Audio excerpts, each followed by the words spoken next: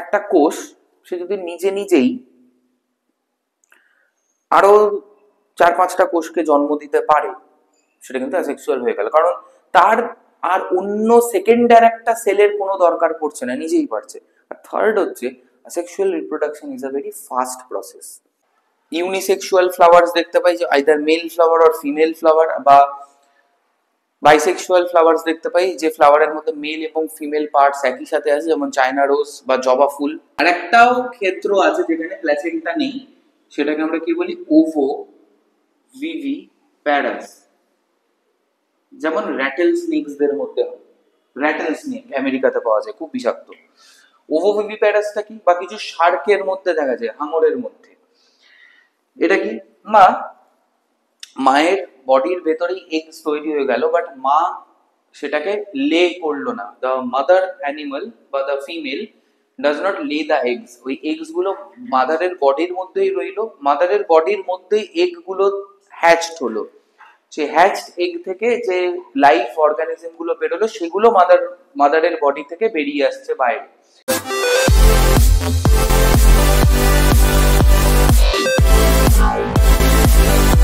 Welcome back to B2S academy. আজকে আমরা তোমাদের ক্লাস 12 সিলেবাসে ফার্স্ট চ্যাপ্টার রিপ্রোডাকশন ইন অর্গানিজমসটা শুরু করব। এই ইউনিট 1 যেটা রিপ্রোডাকশন আছে, সেখানে এইটা হচ্ছে ইন্ট্রোডাক্টরি চ্যাপ্টার, বেসিক চ্যাপ্টার, যেখানে আমরা অনেক বেসিক কনসেপ্টস পড়বো। রিপ্রোডাকশন কি পড়বো, কিভাবে আসে সেটা পড়বো, টাইপস অফ রিপ্রোডাকশন পড়বো, and events in each type of reproduction পড়ে আমাদের চ্যাপ্টারটা এন্ড হবে। আর বিভিন্ন অর্গানিজমসের বা বিভিন্ন ফাইলামের কিছু রিপ্রোডাক্টিভ স্ট্র্যাটেজিস নিয়েও আমরা আলোচনা করব in the due course of our lesson. তো চলো শুরু করা যাক আমাদের চ্যাপ্টার।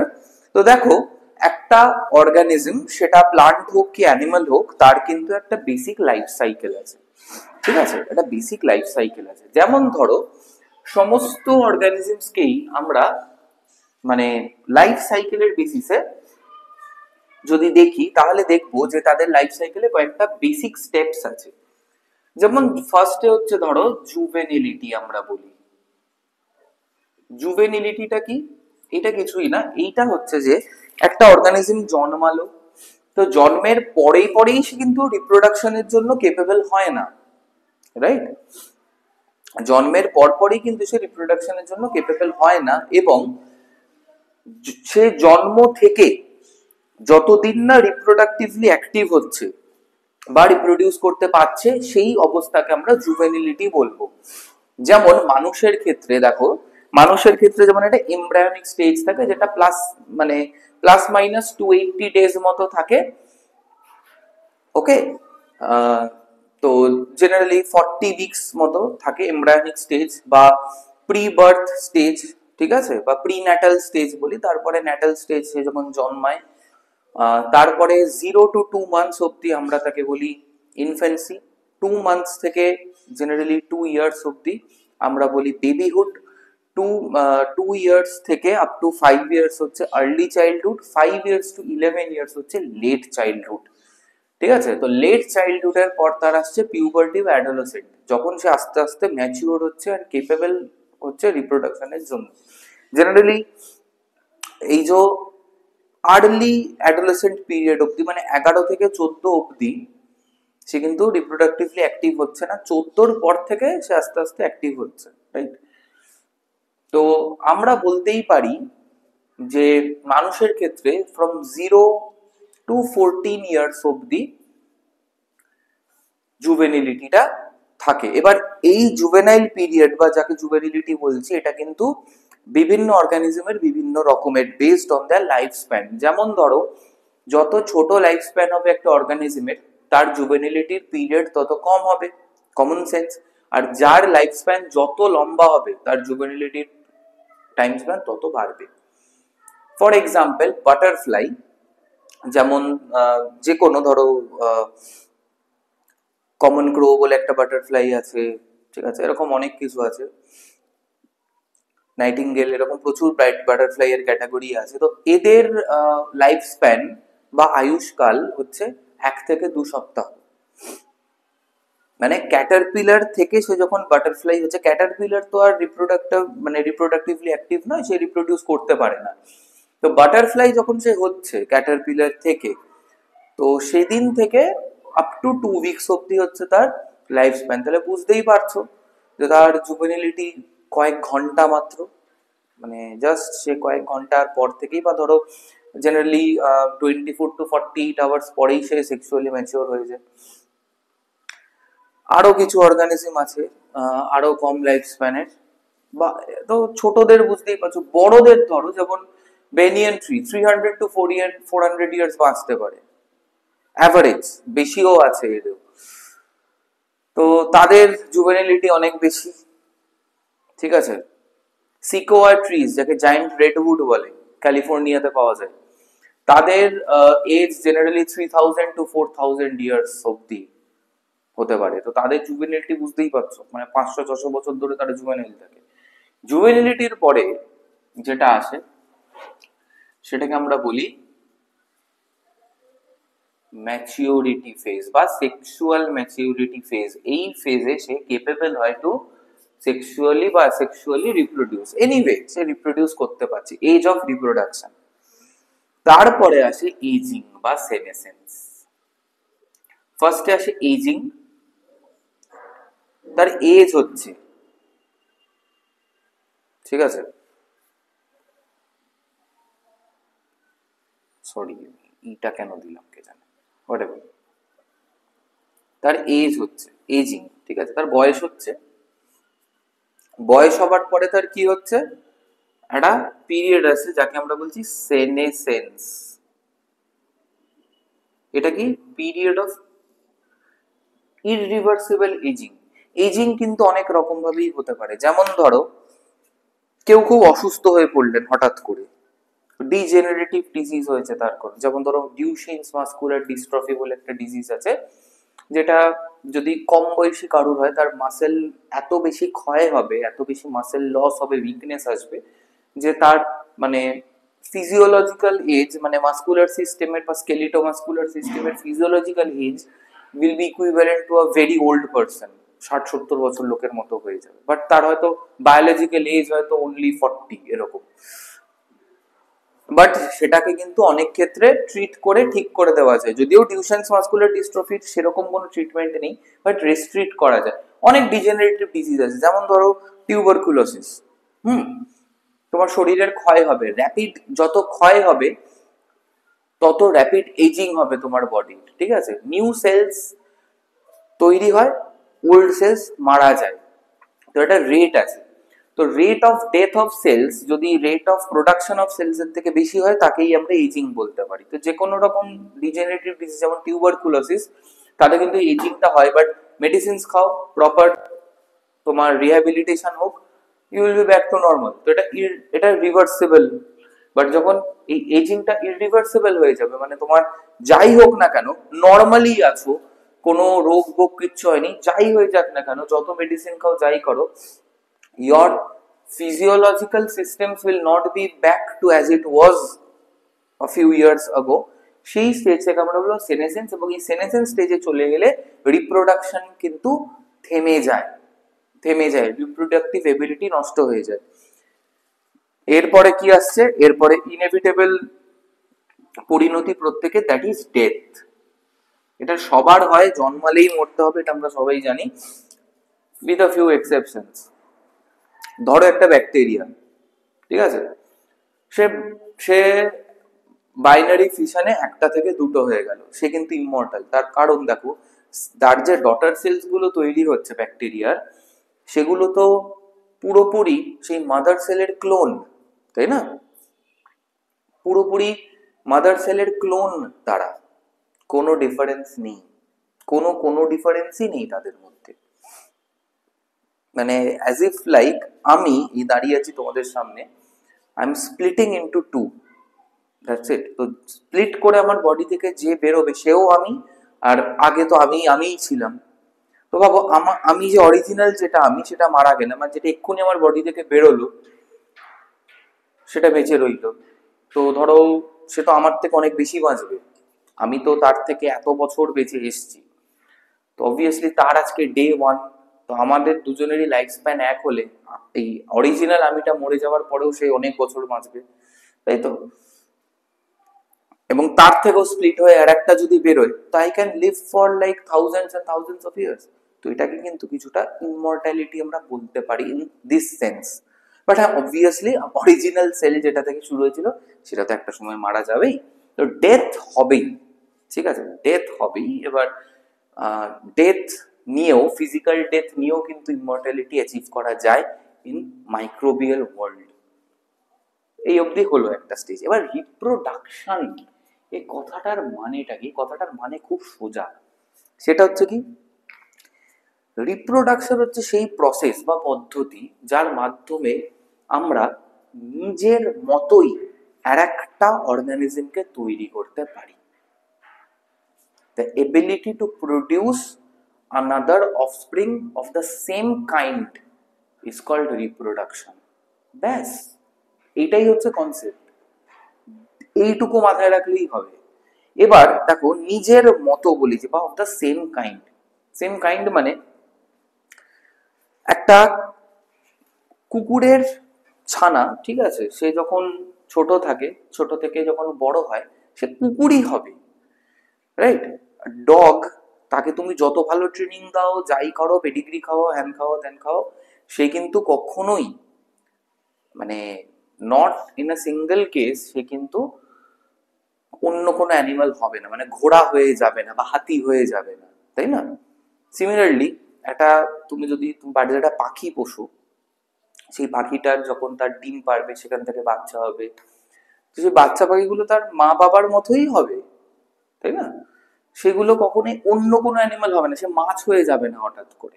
তো এটাই হচ্ছে production, the process by which an organism can produce another organism of the same kind is called reproduction.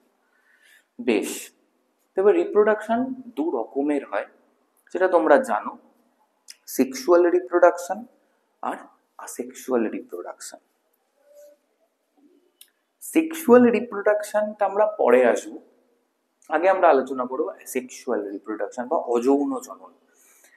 অযৌন জনন কাকে বলে? দেখো, বুঝতেই পারছো, আসেক্সুয়াল মানে যে রিপ্রোডাকশনে কোনো সেক্সুয়াল প্রসেস ইনভলভড হয় না, বা একদম সোজা ভাষায় বলতে গেলে যেখানে বোথ প্যারেন্টের দরকার হয় না, ঠিক আছে, যেখানে একটা মেল বা ফিমেল প্যারেন্টের কোনো দরকার নেই, একটা অর্গানিজম আছে, তার থেকে পরপর অনেকগুলো অর্গানিজম হয়ে যাচ্ছে, এটাই হচ্ছে asexual reproduction, point number 1। Point number 2 হচ্ছে asexual reproduction does not involve gametes বা যৌন কোষ, যেমন স্পার্ম অ্যান্ড ওভাম, এদের কোনো ইনভলভমেন্ট থাকে না সেক্সুয়ালে। থাকলেই কিন্তু সেটা সেক্সুয়াল হয়ে যাবে, কারণ বুঝতেই পারছো, স্পার্ম অ্যান্ড ওভাম নিজে নিজে একটা অর্গানিজমকে তৈরি করতে পারে না, তাদের দুজনের ফার্টিলাইজেশন হতে হবে, মিলন হতে হবে, তবেই তারা একটা নতুন ইন্ডিভিজুয়ালকে তৈরি করতে পারবে, নেক্সট জেনারেশনকে তৈরি করতে পারবে। কিন্তু যদি ধরো, মানে জাস্ট এক্সাম্পল, একটা কোষ সে যদি নিজে নিজেই আরো 4-5টা কোষকে জন্ম দিতে পারে, সেটা কিন্তু অ্যাসেক্সুয়াল হয়ে গেল, কারণ তার আর অন্য সেকেন্ডার একটা সেলের কোনো দরকার পড়ছে না, নিজেই পারছে। আর থার্ড হচ্ছে, sexual reproduction is a very fast process, তাড়াতাড়ি হয়। সেক্সুয়াল রিপ্রোডাকশন অনেক স্লো প্রসেস। তার কারণ কি, দুটো ইন্ডিভিজুয়াল লাগবে, দুজনকে এই এত পিরিয়ড অব্দি ক্রস করে তাদের এই ম্যাচিউরিটি অব্দি আসতে হবে, তারপর তাদের গ্যামেট গুলোকে এক জায়গায় আনতে হবে, সেই গ্যামেট গুলোকে ফার্টিলাইজ করাতে হবে, সেখান থেকে একটা নিউ সেল তৈরি হবে, সেখান থেকে একটা নিউ অর্গানিজম তৈরি হবে, অনেক ঝামেলা আছে। অ্যাসেক্সুয়ালি সেরকম কিচ্ছু নেই, একজন আছে, হয়ে গেল। হ্যাঁ, টাইম লাগে, এরকম নয় যে জাস্ট মানে ব্লিঙ্ক অফ অ্যান আই হয়ে যাচ্ছে, it's not like that. But সেক্সুয়ালের যেহেতু এতগুলো ধাপ পেরোতে হচ্ছে না, জাস্ট জুভেনিলিটি থেকে ম্যাচিউরিটিতে আসবে অ্যান্ড পারবে।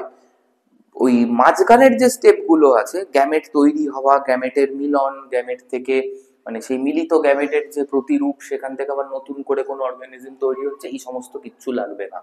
তাই সেক্সুয়ালের তুলনায় অনেক ফাস্ট প্রসেস, আর ফোর্থ পয়েন্ট হচ্ছে অ্যাসেক্সুয়াল রিপ্রোডাকশনে আমরা জেনেটিক ভ্যারিয়েবিলিটি দেখতে পাই না, কোনো রকম জেনেটিক ভ্যারিয়েশন আমরা দেখতে পাচ্ছি না। তার কারণ অ্যাসেক্সুয়াল রিপ্রোডাকশনের ফলে যেটা নেক্সট জেনারেশনের যে ইন্ডিভিজুয়ালরা আসছে তারা প্রত্যেকেই আমার ক্লোন, যেটা একটু আগে তোমাদের বোঝাচ্ছিলাম যে আমি দাঁড়িয়ে আছি, আমার বডি থেকে আর একটা আমার মধ্যে ডিটো একটা অর্গানিজম বেরিয়ে এলো, সে তো আমার ক্লোন। আমার যা যা জেনেটিক মেকআপ তারও তাই, আমার যা যা জেনেটিক ভালনারেবিলিটি আছে বা মানে ভালনারেবিলিটি আছে বা আমার যা যা জেনেটিক ডিফেক্টস আছে সবই তার থাকবে। আমার যা যা ফিজিক্যাল, মেন্টাল নয় কিন্তু বা সাইকোলজিক্যালও নয়, আমার যা যা ফিজিক্যাল পিকুলারিটিস তারও থাকবে। তো এখানে কোনো জেনেটিক ভ্যারিয়েশন বা জেনেটিক ভ্যারিয়েবিলিটি একটা পপুলেশনে কিন্তু অ্যাসেক্সুয়াল রিপ্রোডাকশন বাড়াতে পারে না, কারণ প্রত্যেকেই ক্লোন, ঠিক আছে, অফ দ্য ফার্স্ট সেল বা ফার্স্ট অর্গানিজম, যাই হোক। এবার অনেক ভাবে অ্যাসেক্সুয়াল রিপ্রোডাকশন হতে পারে, যেমন ধরো আমি যদি অ্যাসেক্সুয়াল রিপ্রোডাকশনটা লিখি, ফার্স্টে হচ্ছে কি, ধরো ফিশন। ফিশন ফিশন মানে কি? ফিশন মানে হচ্ছে ভেঙে যাওয়া, ঠিক আছে। যেমন ধরো বাইনারি ফিশন, একটা এক্সাম্পল হচ্ছে বাইনারি ফিশন, মানে একটা সেল ভেঙে দুটো সেল হচ্ছে বাইনারি ফিশন, যেমন অ্যামিবাতে হয়। আমি রাফলি আঁকছি, 11টা সেল আছে ধরো। এরপরে কি হবে? ফার্স্টে আমরা কি জানি যে ক্যারিওকাইনেসিস বা নিউক্লিয়ার ডিভিশন হবে, ফলোড বাই সাইটোকাইনেসিস। তাহলে নিউক্লিয়াসটা এরকম ভাবে ডিভাইড করতে থাকবে শুরুতে, ঠিক আছে। তারপরে কি হবে? একটা সেলের মধ্যে দুটো এরকম নিউক্লিয়াস হয়ে যাবে। তারপরে কি হবে? মাঝ বরাবর সেলটা ভেঙে দুটো এরকম ডটার সেল তৈরি হবে, ঠিক আছে। বাইনারি ফিশন, ঠিক আছে। এই বাইনারি সেল কেন লিখলাম? বাইনারি ফিশন হবে। এবার বাইনারি ফিশন অনেক রকম হতে পারে। সেলটাকে যদি আমি এইভাবে ভাঙি, দুভাবে ভাগ হচ্ছে, এটাকে আমি কি বলতে পারি? Longitudinal fission. সেলটা যদি এইভাবে ভাঙে তাহলে এটাকে কি বলতে পারি? Transverse fission. আর একটাও হয়, ধরো সেলটা এরকম আছে, একটা সেল আছে, এখানটা নিউক্লিয়াস, তো সেলটা ধরো এইটুকুনি পোর্শন ভেঙে আলাদা হয়ে গেল, কেটে আলাদা হয়ে গেল, মানে এরকম একটা পিস তৈরি হলো, ঠিক আছে। এই পিসটা থেকে কিন্তু আবার একটা টোটালি নিউ সেল তৈরি হয়ে যাবে।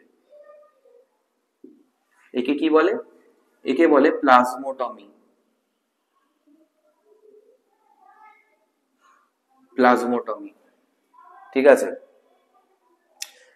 আর একটা হয় মাল্টিপল ফিশন।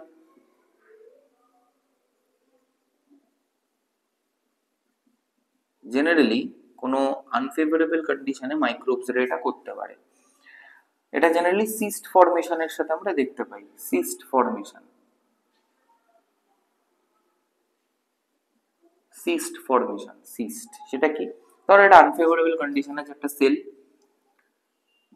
আনফেভারেবল কন্ডিশন মানে ধরো ময়েশ্চার কম, ফুড অ্যাভেলেবেল নয়, পিএইচটা সুটেবিলিটি হচ্ছে না, তখন কি করবে? নিউক্লিয়াসটাকে এরা অনেকগুলো ছোট ছোট নিউক্লিয়াসে ভেঙে ফেলবে, এরকম ক্লাস্টার অফ নিউক্লিয়াস হয়ে যাবে, পলিনিউক্লিয়েটেড একটা কন্ডিশনে থাকবে, এবং এর প্লাজমা মেমব্রেনের বাইরে একটা এরকম টাফ একটা এরকম কাভারিং তৈরি করবে, এটাকে আমরা বলবো সিস্ট, ঠিক আছে। যখন কন্ডিশন ফেভারেবল হবে এই সেলটা ভেঙে অনেকগুলো সেল বেরোবে, কারণ এই প্রত্যেকটা নিউক্লিয়াস সাইটোপ্লাজমের একটা সামান্য ক্ষুদ্র অংশ নিজেদের মধ্যে নিয়ে নেবে, মানে নিজেদের মধ্যে নিয়ে নেবে না, মানে নিজেদের পারিপার্শ্বিক জায়গাটায় নিয়ে নিয়ে আলাদা সেল হয়ে যায়। মানে ধরো এই নিউক্লিয়াসটা বেরিয়ে এখানে চলে এলো along with a few part of the cytoplasm, a few portion of the cytoplasm. Similarly এইটা বেরিয়ে এইখানে চলে এলো, এইটা বেরিয়ে এইখানে চলে এলো along with a few portion of the cytoplasm। তাহলে দেখো একটা থেকে অনেকগুলো হচ্ছে, এটাকে মাল্টিপল ফিশন বলতে পারি, রাইট। আরো হয়, আরো হয়, সেটা কি? Gemma formation. গেমা ফর্মেশনটা আমরা জেনারেলি মার্কেনশিয়াতে দেখতে পাই, সেটা একটা ব্রায়োফাইটা প্লান্ট, ঠিক আছে, ঠিক আছে। গেমা ফর্মেশন এটা আমরা কোথায় দেখতে পাই? মার্কেনশিয়াতে। এটা একটা ব্রায়োফাইটা, ঠিক আছে, মার্কেনশিয়াতে আমরা দেখতে পাই। গেমাটা কি? অনেকগুলো এরকম স্পোর লাইক সেলস, যেটা একটা গেমা কাপের মধ্যে থাকে। গেমা কাপের মধ্যে থাকে, সেই গেমা কাপটা যখন থ্যালাস বা প্লান্ট বডি থেকে ডিট্যাচ করে মাটিতে পড়ে যায়, সেখান থেকে আবার নতুন নতুন মার্কেনশিয়া তৈরি হয়। এটা থ্রু গেমা ফর্মেশন এটা, ঠিক আছে, এরকম ভাবে হতে পারে। আরো হতে পারে কি স্পোর ফর্মেশনে,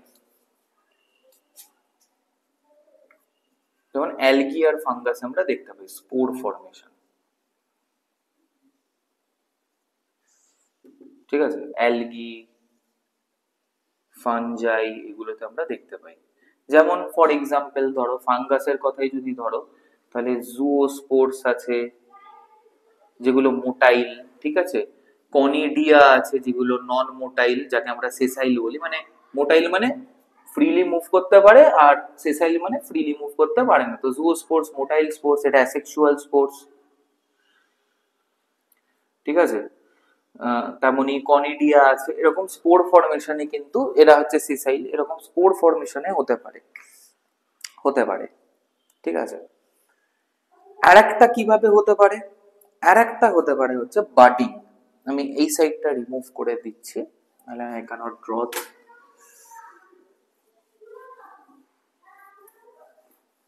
এখনো কিন্তু আমাদের সেক্সুয়াল রিপ্রোডাকশনই চলছে। সেক্সুয়াল রিপ্রোডাকশনের অনেক অনেক টাইপস আছে, সব টাইপস তোমাদের লাগবে না। যেমন ধরো ফিফথ টাইপ হচ্ছে বাডিং।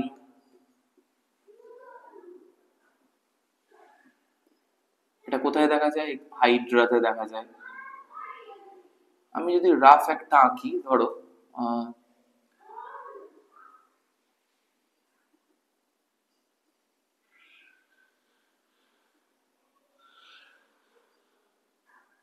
একটা রাফ হাইড্রা আঁকলাম আমি, ঠিক হলো না, বাট হোয়াটএভার, চলো, এগুলো টেন্টাকেলস।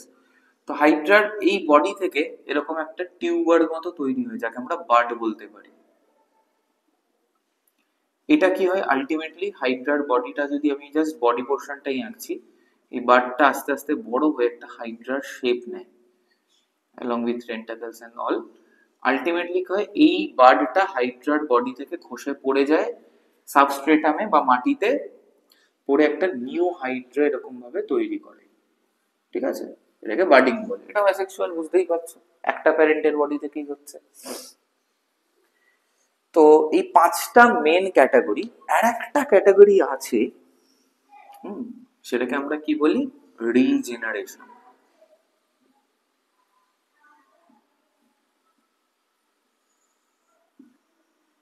রিজেনারেশন রিজেনারেশন হচ্ছে যে ধরো একটা অর্গানিজম আছে, তাকে তুমি কেটে টুকরো টুকরো করলে, সে প্রত্যেকটা টুকরো একটা নিউ অর্গানিজমকে জন্ম দিল, ঠিক আছে। যেমন প্ল্যানেরিয়াতে আমরা দেখতে পাই কমপ্লিট রিজেনারেশন বলে প্ল্যানেরিয়া। একটা বডি পার্ট জাস্ট আছে,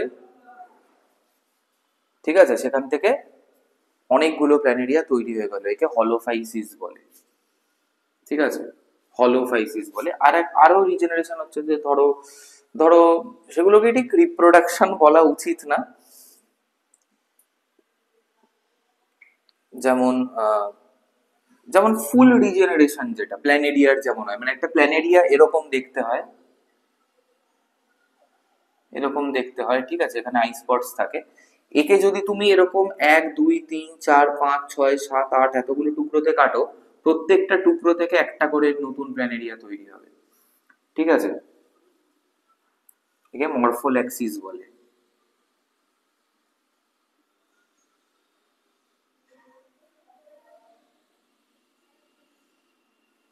মরফোল্যাক্সিস।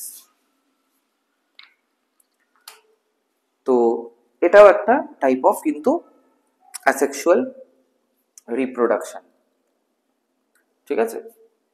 তো মরফোল্যাক্সিস যেটা, সেটা আমরা দেখতে পাই কোথায়? প্ল্যানেরিয়াতে দেখতে পাই। ডিউগেসিয়া বলে আর একটা এরকম আছে, প্ল্যাটিহেলমিনথিস, হ্যামারহেড ওয়ার্মস বা বাইপেলিয়াম আছে, তারাও এক ধরনের তারা জেনারেলি এই হ্যামারহেড ওয়ার্মস যারা, তারা ঠিক প্ল্যাটিহেলমিনথিসে পড়ে না, তারা অ্যাস্কেলমিনথিসের মধ্যে পড়ে যাচ্ছে। মানে ওই প্ল্যাটিহেলমিনথিস অ্যাসকেলমিনথিস একই। অ্যানেলিডাতেও আছে, এরকম কিছু অ্যানেলিড আছে, ঠিক আছে, যারা এরকম করতে পারে, মরফোল্যাক্সিস করতে পারে। তো এই গেল অ্যাসেক্সুয়াল। আরো আছে, আরো আছে অ্যানিমালস, এইগুলো গেল মেইনলি। প্লান্টসে আমরা কি কি দেখতে পাই?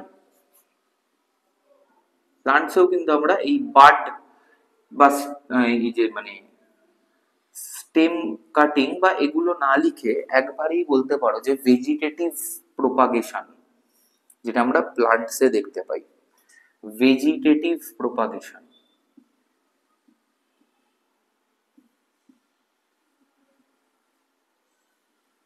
যেমন আমরা দেখেছি পটেটো বা আলু, আদা বা জিঞ্জারে এদের কি থাকে, আই স্পটস থাকে বা এদের কি হলো বার্ডস থাকে, তাই তো? এই বার্ডস গুলো অনেকগুলো স্টেম সেল দিয়ে তৈরি হয়, ওইগুলো জাস্ট মাটিতে পুঁতে দিলেই কিন্তু তুমি একটা নতুন আলুর গাছ বা আদার গাছ পেয়ে যাবে।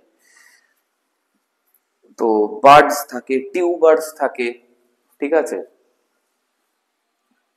এরকম কিছু। বা কিছু গাছের ডাল তুমি কেটে, কাটিং যাকে বলে, পুঁতে দাও, নতুন গাছ হয়ে যাবে, কাটিংস বলে এগুলোকে। কলম করতে পারো কোন একটা গাছকে এরকম মাটিতে, একটা ব্রাঞ্চ, একটা গাছকে বা একটা ব্রাঞ্চকে এরকম মাটিতে হেলিয়ে শুইয়ে দাও, শুইয়ে দিয়ে কি করো, তার উপরে মাটি চাপা দিয়ে দাও, এটা পার্টিকুলার এরিয়া অফ দ্য প্লান্টে, সেখান থেকে নতুন গাছ বেরোবে। এভাবে কলম করতে পারো, লেয়ারিং করতে পারো এইভাবে। তো কলম বানানো, লেয়ার বানানো, কাটিং বানানো, ঠিক আছে, এগুলো সব হচ্ছে ভেজিটেটিভ প্রপাগেশন। এর মধ্যে এখন আরো অনেক জিনিস চলে আসছে নতুন টেকনোলজির জন্য, বায়োটেকনোলজিতে ইমপ্রুভমেন্টের জন্য। আমরা দেখতে পাচ্ছি কি মাইক্রো প্রপাগেশন। এটা কি, কোনো গাছের থেকে স্টেম সেল নিয়ে, স্টেম সেল মানে কিছুই না, স্টেম সেল হচ্ছে সেই সমস্ত sell which retains their capacity to divide throughout their lives and they can give rise to any line of cells বা any type of cells provided they are given suitable growth factors, ঠিক আছে, তাদের suitable growth factors দিলে, মানে যে sell লাইনের জন্য বা যে সেলুলার লিনিয়েজের জন্য যে গ্রোথ ফ্যাক্টর দরকার, সেই ফ্যাক্টর দিলে স্টেম সেলগুলোকে তারা সেই সেলে ট্রান্সফর্মড হয়ে যেতে পারে এন্ড ডিভাইড করতে পারে থ্রু আউট দেয়ার লাইফ। তো এই গাছেদের কিছু স্টেম সেল আছে, তো এই স্টেম সেলগুলো নিয়ে আমরা কি করতে পারি, এখন ল্যাবের ভেতরে পিট্রি ডিশের মধ্যে বা টেস্ট টিউবের মধ্যে কালচার করে we can get a sapling. তো এর জন্য মাটিও লাগছে না, কিছুই লাগছে না, ল্যাবেই ছয় ছয় গাছ তৈরি হয়ে যাচ্ছে। এবং ট্রিজ উইথ ডিজায়ার্ড মানে ক্যারেক্টারিস্টিক্স, তাদের আমরা জেনেটিক্যালি মডিফাই করতে পারছি। তো এই টোটাল প্রসেসটাকে বলছে মাইক্রো প্রোপাগেশন, ঠিক আছে। মাইক্রো প্রোপাগেশন নিয়ে মানে এটা গোটা আলাদা ক্লাস নেওয়া যায় সেল কালচারের উপরে, সেটা পরে যদি আমি সময় পাই তো তোমাদের বায়োটেকনোলজিতে যখন পড়াবো এরকম এক্সাম্পল ধরে ধরে I will try to, okay, I will definitely try to. But এইটুকু আপাতত মনে রাখো যে micropropagation involves the culture of stem cells and producing plants with desired genetic characteristics by modifying their genes, বা মডিফাই না করলেও তুমি ডিজায়ার্ড ক্যারেক্টার তোমার কিছু চাই না, ইন জেনারেল গাছ হলেই হবে, you can also do that, it is also a kind of cloning, ঠিক আছে। তো এতগুলো টাইপ আছে অ্যাসেক্সুয়াল রিপ্রোডাকশনের। তো সেসব তো গেল অ্যাসেক্সুয়াল রিপ্রোডাকশন।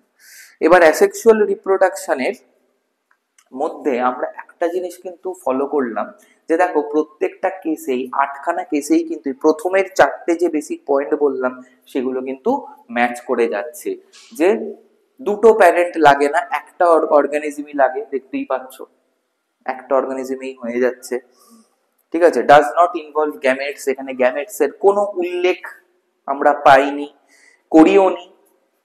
নাম্বার 3 হচ্ছে এটা ফাস্ট প্রসেস, যেমন ধরো এই যে মরফাল্যাক্সিসে যেমন রিজেনারেশন হচ্ছে, প্ল্যানেরিয়াকে কাটও হয়ে যাচ্ছে তাড়াতাড়ি, বার্ডিং এ দেখো একটা হাইড্রা থেকে একটা বার্ড তৈরি হচ্ছে, সেটা একটু ম্যাচিওর হলো, মাটিতে পড়লে একটা নতুন হাইড্রা হয়ে গেল, তো অনেক ফাস্ট প্রসেস।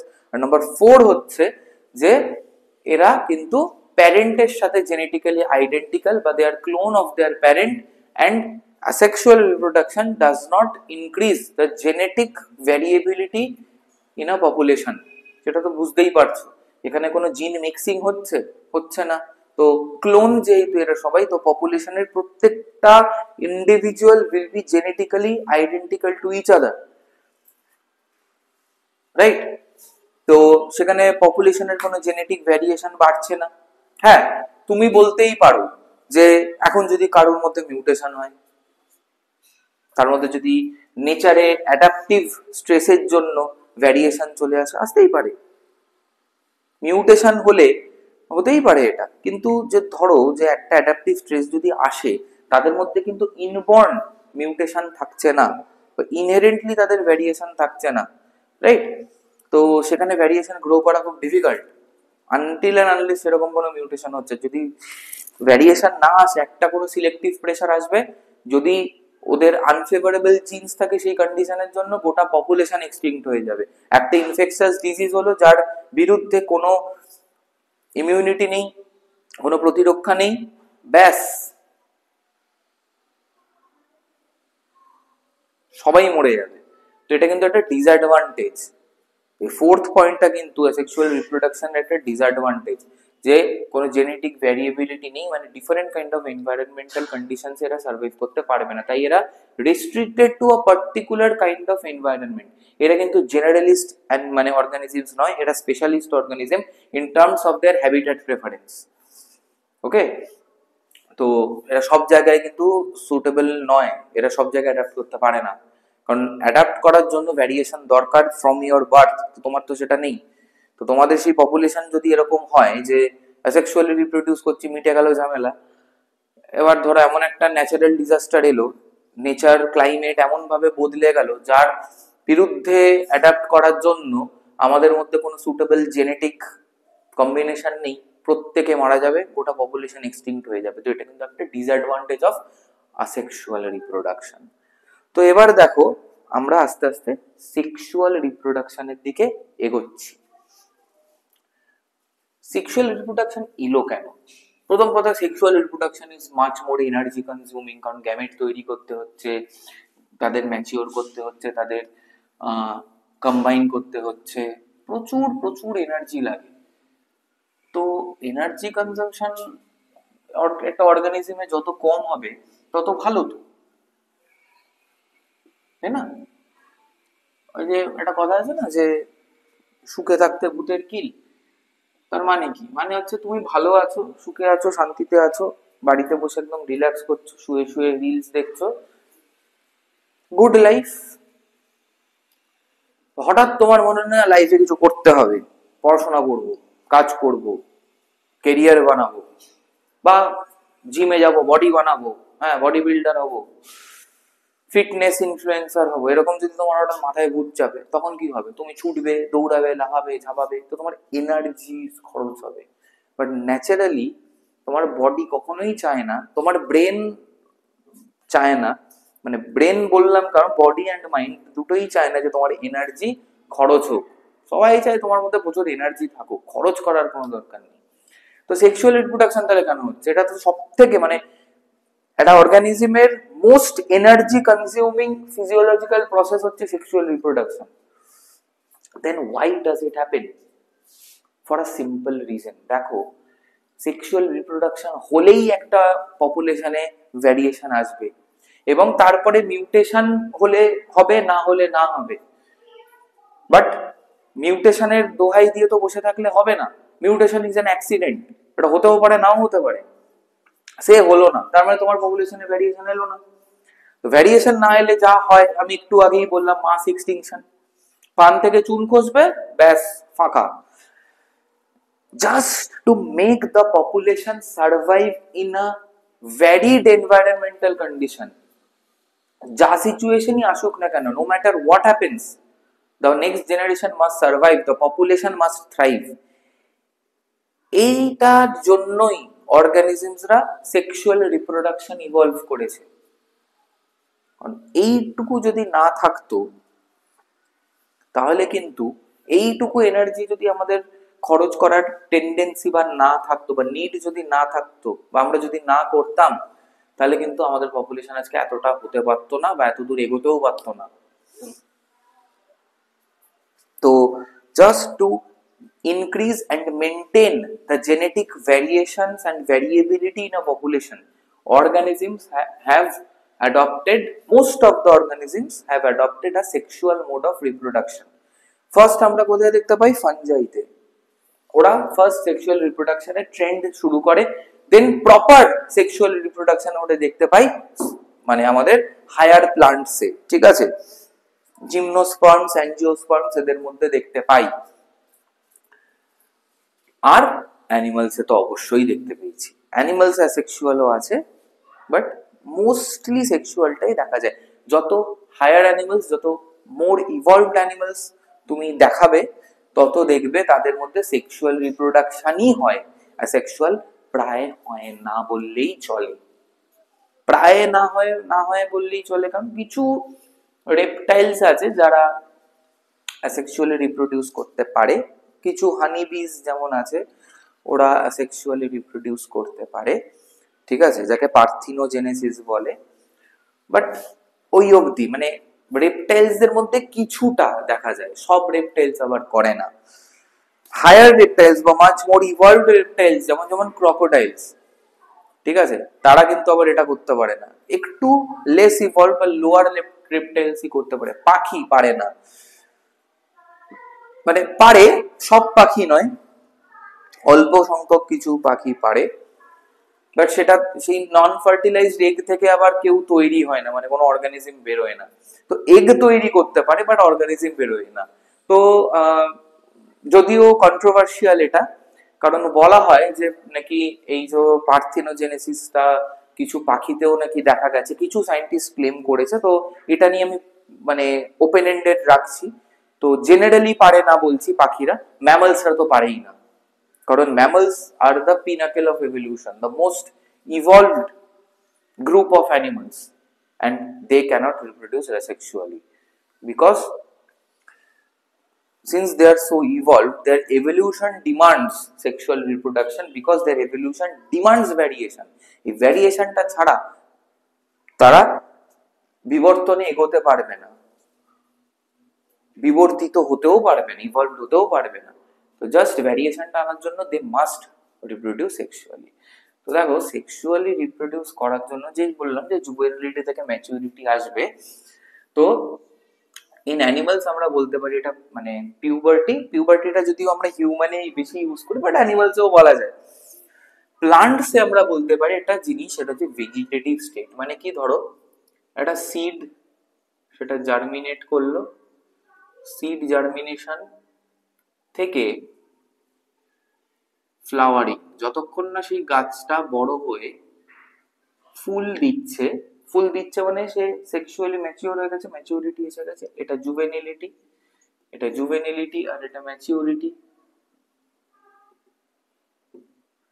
ঠিক আছে,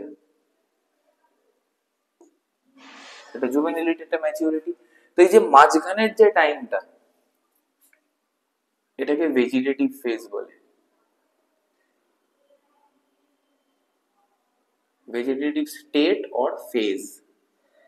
ভেবো না এই ভেজিটেটিভ স্টেট বা ফেজ মানে যে ফুল দেয়নি মানে এ সেক্সুয়ালি রিপ্রোডিউস করতে পারবে, নো। এই ভেজিটেটিভ ফেজটার মানে কি, এখানে তার সেক্সুয়াল রিপ্রোডাকশন হবে না, অ্যাসেক্সুয়াল হতে পারে, কাটিং করো আর একটা গাছ হবে, কিন্তু সেক্সুয়াল রিপ্রোডাকশন হবে না, মানে সেক্সুয়াল ম্যাচিউরিটি হবে না। যে ফেজটা একটা প্লান্ট সেক্সুয়ালি ম্যাচিউর হতে নেয় তাকে সেই প্লান্টটার ভেজিটেটিভ ফেজ বলে, বা সেই স্টেট অফ দ্য প্লান্টকে ভেজিটেটিভ স্টেট বলে। ভেজিটেটিভ কেন বলছে, কারণ এই সময় একমাত্র রিপ্রোডাকশন থ্রু ভেজিটেটিভ প্রপাগেশন হতে পারে, এছাড়া হওয়া সম্ভব নয়। তো সেক্সুয়াল রিপ্রোডাকশনের কি কি আমাদের পার্টস আছে বা কি কি পয়েন্টস আছে? First of all it involves two individuals, একটা মেল হতে হবে, একটা ফিমেল হতে হবে, বা যারা হার্মাফ্রোডাইটস যেমন আর্থওয়ার্ম, মেল এবং ফিমেল মানে সেক্সুয়াল সেলস বা গ্যামেটস থাকতে হবে। মোদ্দা কথা এটা ভাই, it involves either two parents of the opposite sex or it involves two gametes from a male origin and a female origin, মানে কি a male gamete and a female gamete, এবং তাদের কি হতে পারে, তাদের ফার্টিলাইজেশন হতে হবে, সেখান থেকে আমরা একটা নিউ সেল পাবো যাকে জাইগোট বলবো, সেই জাইগোট হবে এমব্রিও, এমব্রিও থেকে নতুন অর্গানিজম। ঠিক আছে, এইটা হতেই হবে। নেক্সট কি, it is a much slower and more energy consuming process as compare to sexual reproduction. আর থার্ড পয়েন্ট হচ্ছে যে sexual reproduction brings variations in a population and helps to maintain those variations in a population, and also in due course of time with the help of mutation, sexual reproduction helps to increase the genetic variation and variability in a population. এই তিনটে point কিন্তু খুব important. এবার sexual রিপ্রোডাকশনের types ওরকম নেই, phases আছে, ফেজেসটা আমরা পরে ডিসকাস করব। আজকে আমরা কিছু ইম্পর্টেন্ট টার্মিনোলজিস নিয়ে কথা বলবো। যেমন সেক্সুয়াল রিপ্রোডাকশনকে আমরা অ্যামফিমিক্সিস বলতে পারি, আর সিনগ্যামিও বলতে পারি। ঠিক আছে, এই টার্মগুলো কিন্তু আমরা ইউজ করতে পারি along with sexual reproduction। অ্যামফিমিক্সিস মানে কিছুই না, অ্যামফিমিক্সিস কথাটার মানে হচ্ছে যে mixing of two different type of cells to produce new cell, amphimixis. আর সিনগ্যামিও তাই, যখন দুটো meiotic cell of an organism which are genetically different to each other, মানে একটা মেল গ্যামেট একটা ফিমেল গ্যামেটের মতোই কাজ করছে, তারা যখন মিক্স করে একটা নিউ টাইপ অফ সেল তৈরি করছে, যেখান থেকে নিউ অর্গানিজম তৈরি হবে, যে কিনা তার প্যারেন্টের সাথে পুরোপুরি জেনেটিক্যালি আইডেন্টিক্যাল হবে না, সেটাকে সিনগ্যামি বলি। এটাও কিন্তু আর একটা পয়েন্ট আমাদের সেক্সুয়াল রিপ্রোডাকশনে, যে যেটা অফস্প্রিং আসবে, সে কিন্তু তার প্যারেন্টের সাথে জেনেটিক্যালি আইডেন্টিক্যাল হবে না। আরে তাই তো ভ্যারিয়েশন আসছে, আইডেন্টিক্যাল নয় বলেই তো ভ্যারিয়েশন আসছে। যেমন ধরো একটা মানুষকে যদি আমি আঁকি, ধরো এটা একটা মানুষ,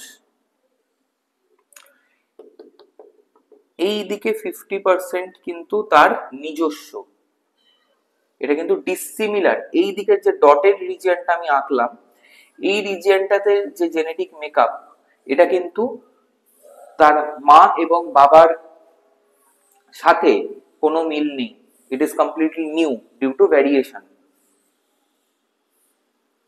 এই বাকি 50-র মধ্যে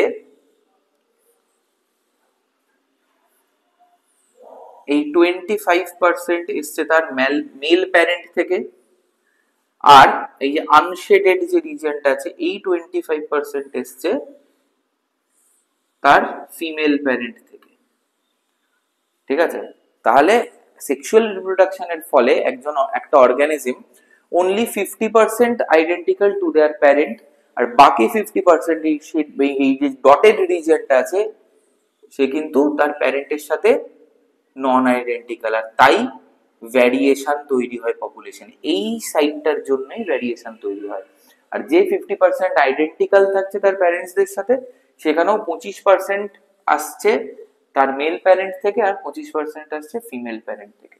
ঠিক আছে, মানে সিমিলারিটি বলছি, আসছে মানে সিমিলারিটির কথা বলা হচ্ছে, জিনের কথা নেই, জিন তো সবই তার প্যারেন্টের থেকেই আসছে, তাই না? এবার ক্রসিং ওভারের জন্য ভ্যারিয়েশন তৈরি হয়, এই 50% যেটা নন আইডেন্টিক্যাল পার্ট, সেটা ক্রসিং ওভারের জন্য তৈরি হয়। যেমন তোমাদের প্রত্যেককেই তোমাদের মা বাবার সাথে সিমিলার আছো, তোমরা সবাই, তোমাদের যে প্রত্যেকেই আছো, তোমরা যারা ক্লাস করছো বা ক্লাস পরে দেখবে, বা আমি নিজেও, আমাদের কিন্তু প্রত্যেকেরই আমাদের মা বাবার সাথে কিছু মিল আছে, অবশ্যই মিল আছে, কিছুটা মায়ের সাথে মিল, কিছুটা বাবার সাথে মিল, কিন্তু ওভারঅল আমাকে কি ডিটো আমার বাবার মতো দেখতে বা আমার মায়ের মতো দেখতে? না। একটা ছেলেকে কখনোই ডিটো তার বাবার মতো দেখতে হবে না, বা একটা মেয়েকে কখনোই ডিটো তার মায়ের মতো দেখতে হবে না। এই যে অমিলের জায়গাটা, ডিসিমিলারিটির যে জায়গাটা, এই জায়গাটা, এটা হচ্ছে ক্রসিং ওভারের জন্য, আর এই জায়গাটাই একটা পপুলেশনে ভ্যারিয়েশন তৈরি করছে, মেনটেন করছে, এবং মিউটেশন হলে বাড়াচ্ছেও, বা যত রিকম্বাইন করবে আরো এরকম ডিফারেন্ট কাইন্ড অফ ভ্যারিয়েন্টদের সাথে, তত ভ্যারিয়েশন বাড়বে। মিউটেশন না হলেও যত বেশি সেক্সুয়াল রিপ্রোডাকশন হবে, যত intermixing of different kind of genes, intermixing of organisms from different genetic backgrounds হবে, তত বেশি একটা পপুলেশনে ভেরিয়েশন বাড়বে। ওকে, তো জেনারেলি যে দেখো প্লান্টসে তো সেক্সুয়াল রিপ্রোডাকশন ফ্লাওয়ার্স এর মধ্যেই হচ্ছে।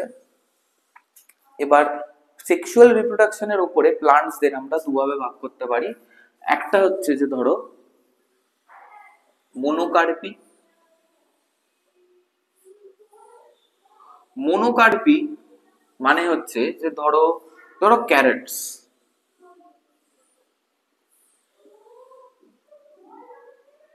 রাইস। মোনোকার্পি মানে এরা জীবনে একবারই সেক্সুয়ালি রিপ্রোডিউস করবে, একবারই ফুল দেবে, একবারই সেক্সুয়ালি রিপ্রোডিউস করবে, একবারই ফ্রুট বা সিডস বা গ্রেনস তৈরি করবে এবং তারপরে গাছটা মরে যাবে। ঠিক আছে, একে মোনোকার্পি বলে। তো জেনারেলি মোনোকার্পি সিজনাল হতে পারে, যেমন একটা সিজনেই, যেমন সিজনালি শীতকালে শীতের সবজি দেখো, কেন দেখো সারা বছর কেন, এখন সারা বছর সবই পাওয়া যায় জেনেটিক্যালি মডিফাইড এরা, বাট অরিজিনালি শুধু শীতকালেই কিছু সবজিকে পাওয়া যেত। তো তার কারণ হচ্ছে এটা সিজনাল মোনোকার্পাস প্লান্ট, মানে এরা পার্টিকুলার একটা সিজনেই ফুল দেয়, পার্টিকুলার একটা সিজনেই এদের ফল হয়, নেক্সট জেনারেশন তৈরি হয়ে যায়, সিডস তৈরি হয়ে যায় এবং প্যারেন্টটা মারা যায়, মানে প্যারেন্টাল জেনারেশনটা মারা যায়। তো পেরিনিয়াল মোনো, এটা হচ্ছে সিজনাল মোনোকার্পি। আর একটা হচ্ছে পেরিনিয়াল মোনোকার্পি, যেমন ধান। ঠিক আছে, ক্যারট হচ্ছে সিজনাল আর রাইস হচ্ছে পেরিনিয়াল মোনোকার্পি। কারণ ওই ধান টোটাল 1 বছর ধরে সে কি করে, ফ্লাওয়ার দেয় এবং ওই পার্টিকুলার একটা টাইম হয়ে গেলে তারা গ্রেনস তৈরি করে, সিডস তৈরি করে, ব্যাস প্যারেন্টাল জেনারেশন ফিনিশ। বাট প্রায় সারা বছর, year long, the flower remains available for fertilization. একবারই লাইফ টাইমে জাস্ট একবারই রিপ্রোডিউস করলো। ঠিক আছে, বাট সেটা এত সময়ে জুড়ে যে প্রায় একটা গোটা বছর তার লেগে গেল, এটাকে আমরা বলতে পারি পেরেনিয়াল মোনোকার্পি। আর একটা হচ্ছে পলিকার্পি। পলিকার্পি কি, যে একটা প্লান্ট তার, যেমন ধরো ম্যাঙ্গো, মানে একটা প্লান্ট তার গোটা জীবনকালে, তার এন্টায়ার লাইফ স্প্যান জুড়ে অনেক অনেক বার ফ্লাওয়ার তৈরি করলো, অনেক অনেক বার ফ্রুট তৈরি করলো, অনেক অনেক বার গ্রেনস বা সিডস তৈরি করলো এবং সে বেঁচে রইল। তার জীবৎকালেই সে তার নেক্সট 2-3টে জেনারেশন দেখে গেল। একে পলিকার্পি বলে। যেমন আম, একটা আম গাছে বছর বছর ফল হচ্ছে, বছর বছর মুকুল আসছে, বছর বছর আম খাচ্ছ, গাছটা বেঁচে আছে, মানে কি অনেকগুলো জেনারেশন হচ্ছে অরিজিনাল আম গাছটা বেঁচে বেঁচে থাকাকালীন। ঠিক আছে, এটাও দু রকমের হয়। একটা হচ্ছে সিজনাল পলিকার্পি, মানে কিছু গাছ পার্টিকুলার কিছু সিজনে মানে শুধু এই ফলটা দেয়, যেমন আম, ম্যাঙ্গো শুধু গরমকালে বর্ষাকালেই পাওয়া যায়, শীতকালে আম পাবে না, মানে গাছে আম পাবে না। ঠিক আছে, আর কি পেরেনিয়াল পলিকার্পি, যেমন কোকোনাট, সারা বছর ফল হয়। ঠিক আছে, এবং আজীবন হবে। এটা গেল প্লান্ট। অ্যানিমালসদের দু রকম হয়। কিছু অ্যানিমালস আছে যাদের সিজনাল রিপ্রোডাকশন হয়। সিজনাল রিপ্রোডাকশন মানে সারা বছরে পার্টিকুলার কিছু মাস বা কিছু দিন বা কিছু সিজনেই তারা রিপ্রোডিউস করে, সারা বছর তারা রিপ্রোডিউস করে না। যেমন ডগস, ক্যাটস, লায়ন্স, টাইগার্স। আর কিছু অর্গানিজম আছে যে তাদের এন্টায়ার রিপ্রোডাক্টিভ ফেজে, ওই যে ম্যাচিউরিটির যে ফেজটা ফ্রম পিউবার্টি, মানে from late adolescent to adulthood until senescence, এই যে রিপ্রোডাক্টিভ পিরিয়ডটা, তাদের এন্টায়ার রিপ্রোডাক্টিভ পিরিয়ডে তারা সারা বছর যে কোনো সময় যে কোনো সিজনে তারা রিপ্রোডিউস করতে পারে। ঠিক আছে, যেমন হিউম্যানসদের কোনো মেটিং সিজন নেই, রিপ্রোডাক্টিভ সিজন নেই। ঠিক আছে। তো যারা সিজনালি রিপ্রোডিউস করে এদের জেনারেলি একটা রিপ্রোডাক্টিভ সাইকেল হয় যাকে আমরা ইস্ট্রাস সাইকেল বলি।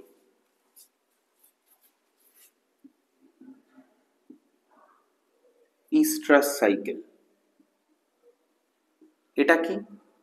এটা হচ্ছে ধরো ডগস ক্যাটস এদের দেখা যায়। আমি এই এক্সাম্পল গুলো দিলাম কারণ এই অর্গানিজম গুলোর সাথে তোমরা ফ্যামিলিয়ার। ইস্টার সাইকেলে কি হয়, বছরের কিছু সময় বা কিছু সিজনে, সেটা এক বছরে একবার হতে পারে, দুবার হতে পারে, অনেকবার হতে পারে, বাট পার্টিকুলার কিছু টাইম ফ্রেমে তাদের ফিমেলসরা রিপ্রোডাক্টিভলি অ্যাক্টিভ হয়, তারা ওভাম তৈরি করে, তাদের ইউটেরাইন লাইনিং ঠিক হয়েছে এবং আর্জ টু হ্যাভ সেক্স সেটা বাড়ে। মেলসদেরও তাই, তাদেরও গ্যামেট তৈরি হয়, তখন তাদেরও আর্জ ফর রিপ্রোডাকশন বাড়ে, and they reproduce and they produce offsprings. তো তাদের এই রিপ্রোডাক্টিভ সিজনটা শেষ হয়ে গেলেই কি হয়, তাদের ওই ইউটেরাইন লাইনিংটা আস্তে আস্তে ডিসলভ করে বডিতে রিঅ্যাবজর্বড হয়ে যায়, বাইরে ব্লাড ফ্লো এর মাধ্যমে বেরিয়ে আসে না, একে ইস্ট্রাস সাইকেল বলে। আর জেনারেলি প্রাইমেটস যারা, মানে চিম্প্যাঞ্জি, গরিলা, ওরাংওটান এরা, এবং যারা হোমিনিড মানে মানব শ্রেণীভুক্ত যারা, মানে যে ফ্যামিলির মধ্যে হিউম্যানস, হোমোসেপিয়েন্স সেপিয়েন্স ইনক্লুডেড, এদের কিন্তু রিপ্রোডাকশনটা লাইফ লং হয়। লাইফ লং হয় মানে ওই যে ম্যাচিউরিটি পিরিয়ডটা, ঠিক আছে, দ্য এন্টায়ার ম্যাচিউরিটি পিরিয়ডটা, মানে from late adolescent until and unless senescence occurs, তারা রিপ্রোডিউস করতে পারে। এই সমস্ত অর্গানিজমসদের কি হয়, মেনস্ট্রুয়াল সাইকেল হয়।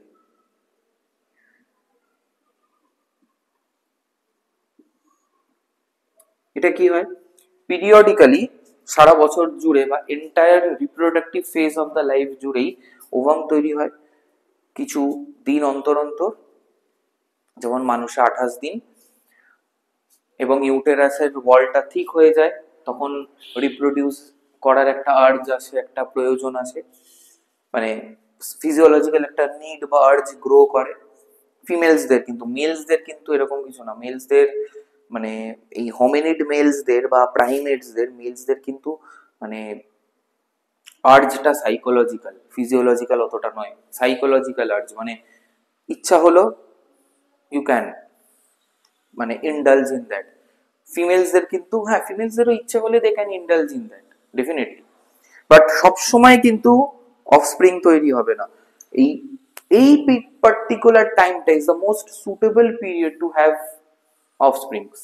তখন আর্জটা শুধু সাইকোলজিক্যাল নয়, ফিজিওলজিক্যালও বটে, বাট মেলসদের এটা কিছুটা মানে কিছু না, পুরোটাই সাইকোলজিক্যাল, ঠিক আছে। তো মেনস্ট্রুয়াল সাইকেলে কি হচ্ছে যে ওই ওভিউলেশন হচ্ছে, ইউটেরাইন ওয়ালটা মোটা হচ্ছে ইন অ্যান্টিসিপেশন অফ ফার্টিলাইজেশন। সেটা যখন হয় না তখন কি হয় যে ওই থিক ইউটেরাইন ওয়ালটা কি হয়, বেরিয়ে আসে, মানে স্লাউজ অফ ডিজেনারেট হয়ে ক্ষয়ে ক্ষয়ে বেরিয়ে আসে অ্যালং উইথ দ্য আনফার্টিলাইজড ওভাম, যাকে আমরা মেনস্ট্রুয়েশন বলি বা ব্লিডিং বলি। বিগিনিং অফ বা অনসেট অফ মেনস্ট্রুয়াল সাইকেলকে আমরা বলি মেনার্ক, আর এন্ড কে বলি মেনোপজ।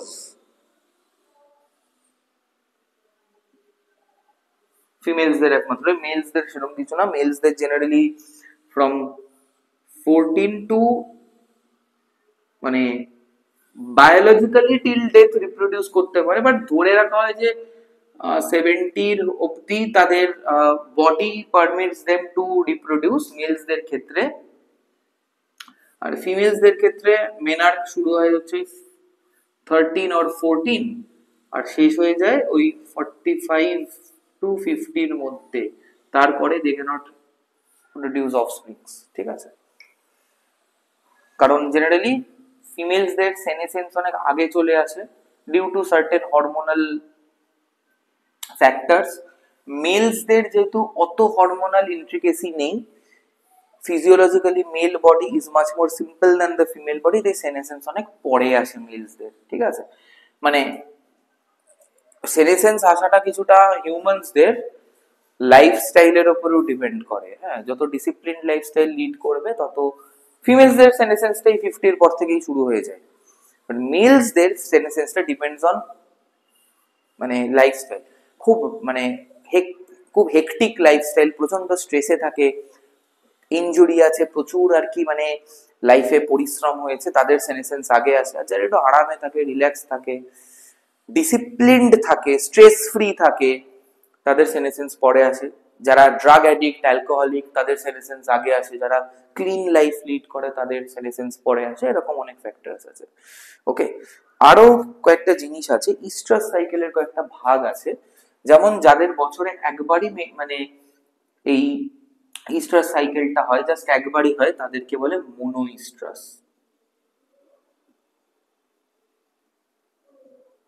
বছরে এরা একবারই রিপ্রোডিউস করে, যেমন ডিয়ার, হরিণ। ডাই ইস্ট্রাস,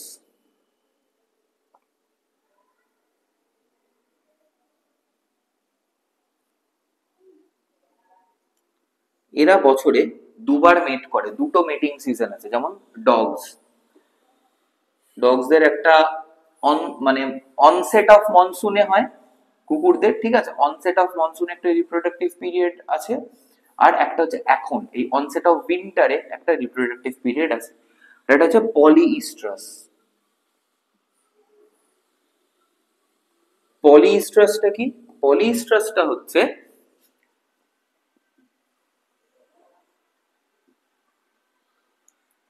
সেই সমস্ত অর্গানিজম যাদের বছরে মাল্টিপল ফেজেস অফ রিপ্রোডাকশন আছে, সারা বছর ধরে হয় না বা অ্যাট উইল হয় না, বাট ধরো এভরি 2 মান্থস অন্তর এদের রিপ্রোডাক্টিভ সাইকেল আসে, মানে রিপ্রোডাক্টিভ সিজন আসে। বছরে মোর দ্যান 2 টাইমস এদের রিপ্রোডাক্টিভ সিজন যদি আসে, তাহলে সেই অর্গানিজমদের আমরা বলতে পারি পলিইস্ট্রাস। যেমন মাউস। কেন পলিইস্ট্রাস রিপ্রোডাকশন? সেই সব অর্গানিজমেই দেখা যায় যাদের লাইফ স্প্যান ছোট, সেক্সুয়াল রিপ্রোডিউস করে, ঠিক আছে, সেক্সুয়ালি রিপ্রোডিউস করছে, বাট লাইফ স্প্যান ছোট। যেমন রোডেন্ট ফ্যামিলির যারা আছে, ঠিক আছে, রোডেনশিয়া ফ্যামিলির যারা আছে, যেমন র্যাবিটস, মাইস, এই সমস্ত যারা আছে, ইঁদুর, ছুঁচো, খরগোশ, এই সমস্ত অর্গানিজম যাদের লাইফ স্প্যান কম, তাদের এই পলিইস্ট্রাস সাইকেলটা আছে, যাতে ওরা ওই 3-4 বছর বাঁচে, তার মধ্যে বেশ অনেকবার রিপ্রোডিউস করে একটা ভায়াবল নেক্সট জেনারেশন তৈরি করতে পারে, ঠিক আছে, মোটামুটি পপুলেশনটা মেনটেন করতে পারে। তো এই গেল সেক্সুয়াল রিপ্রোডাকশনের টাইপস এন্ড ক্যারেক্টারিস্টিক। ও সেক্সুয়াল রিপ্রোডাকশন খুব যে র্যাম্পান্ট বা তুমি নেচারে সর্বত্র দেখতে পাবে তা নয়, but major plant and animal groups যারা হাইলি ইভলভড বা প্লান্ট কিংডমে মোস্ট ইভলভড, যারা টেরিডোফাইটস, তাদের থেকে, যেমন মেনলি যারা ফ্যানেরোগ্যামস, ঠিক আছে, অ্যাঞ্জিওস্পার্ম, জিমনোস্পার্মস, ক্রিপ্টোগ্যামস এর মধ্যে টেরিডোফাইটস এরা। তারপরে অ্যানিমাল কিংডমের মধ্যে তুমি যেই ভার্টিব্রা, মানে ভার্টিব্রাটা সাব কিংডমে ঢুকে আসবে, তৎক্ষণাৎ কিন্তু তুমি দেখবে সবাই সেক্সুয়ালি রিপ্রোডাকশন করছে। ইনফ্যাক্ট তুমি যদি ইনভার্টিব্রেটে থাকো বা নন কর্ডেটেও থাকো, তুমি দেখতে পাবে যে ওই সিলান্টারেটা, হ্যাঁ, বা ধরো তোমার প্ল্যাটিহেলমিনথিস, অ্যাস্কেলমিনথিস, জেনারেলি তুমি যদি দেখো, তুমি অ্যাস্কেলমিনথিস থেকে, প্ল্যাটিহেলমিনথিস থেকেই কিন্তু সেক্সুয়াল রিপ্রোডাকশন পেয়ে যাচ্ছ, ঠিক আছে। তো সিলান্টারেটা, টিনোফোরা, এদের অবধি তুমি দেখতে পাবে যে অ্যাসেক্সুয়ালটাই মেন। কিন্তু আস্তে আস্তে যেই তুমি প্ল্যাটিহেলমিনথিস, অ্যাস্কেলমিনথিস, অ্যানেলিডা, তারপরে ওনাইকোফোরান্স, তারপরে আর্থ্রোপোডা, মোলাস্কা, ইকাইনোডার্মাটা, এই করে তুমি যেই এগোচ্ছ, তুমি দেখবে যে সেক্সুয়াল রিপ্রোডাকশনটাই কিন্তু প্রধান হয়ে উঠছে। তারপরে তুমি যেই হেমিকর্ডাটায় যাবে, ইউরোকর্ডাটায় যাবে, ওখানেও দেখবে, তারপরে সেফালোকর্ডাটায় যাও, সেখানেও দেখবে সেক্সুয়াল রিপ্রোডাকশন হচ্ছে। তো আরো আছে। তারপরে তুমি যখন অ্যাগনাথাতে আসবে, ন্যাথোস্টোমাটাতে আসবে, তার আন্ডারে যখন তুমি ফিশের মধ্যে ঢুকে যাচ্ছ, সেখান থেকে তো জানোই সবই সেক্সুয়াল হচ্ছে। তো সেক্সুয়াল রিপ্রোডাকশন কিন্তু মেজর ইভলভ গ্রুপে হচ্ছে। হ্যাঁ, এবার তুমি বলতেই পারো যে যারা প্রোটিস্টা যারা মনেরা, ঠিক আছে, তারা কিন্তু সংখ্যায় অনেক বেশি, ডেফিনেটলি বেশি। তো শিয়ার নাম্বার হয়তো অ্যাসেক্সুয়াল রিপ্রোডাকশন বেশি হচ্ছে, কিন্তু মেজর অ্যানিমাল এবং প্লান্ট গ্রুপসে কিন্তু সেক্সুয়াল রিপ্রোডাকশন বেশি হচ্ছে। বিশেষ করে অ্যানিমাল গ্রুপে আমরা দেখতে পাই মেজরিটি কিন্তু সেক্সুয়াল রিপ্রোডাকশনের দিকেই ইভলভ করে গেছে। এর কারণগুলো আমরা আগের দিন বলেছিলাম, হালকা একটা রিক্যাপ দিচ্ছি তোমাদের, যে genetic variability and variation in the population বাড়ানোর জন্য, এটাই হচ্ছে মেন কথা। এবং জেনেটিক ভ্যারিয়েবিলিটি এবং ভ্যারিয়েশন কেন আমরা বাড়াবো এই কারণে যে এনভায়রনমেন্টাল স্ট্রেসার্স যেগুলো আছে, এনভায়রনমেন্টাল কন্ডিশনস যেগুলো আছে, এনভায়রনমেন্টাল চ্যালেঞ্জেস যেগুলো আছে, এবং climate change, environmental change, topographic change, geological change, এই যে এত চেঞ্জ হচ্ছে thousands and thousands of years ধরে, সেগুলোর মধ্যেও যে একটা পপুলেশন সার্ভাইভ করছে এবং সংখ্যা বাড়াচ্ছে, this is all due to genetic variability. এতগুলো জেনেটিক ভ্যারিয়েশনস আছে বলে কোনো না কোনো ভ্যারিয়েশনস টিকে যাচ্ছে আলটিমেটলি, যারা পরবর্তী প্রজন্মকে তৈরি করছে। এবং এই জেনেটিক ভ্যারিয়েশনসটা অনলি সেক্সুয়াল রিপ্রোডাকশনই আনতে পারে, এছাড়া কেউ আনতে পারে না। একদম এটা হচ্ছে দ্য, মানে কি বলবো, the base of this chapter.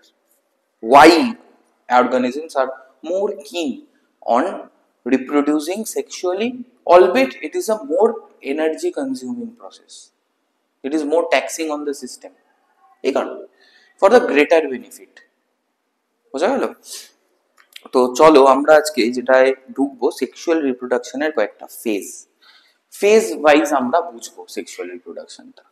First phase of sexual reproduction যেটা হচ্ছে, সেটা হচ্ছে, যদি আমি এরকম ভাগ করি ফেজ গুলোকে, তাহলে আমরা ছোট্ট করে দেখে নিতে পারবো একসাথে।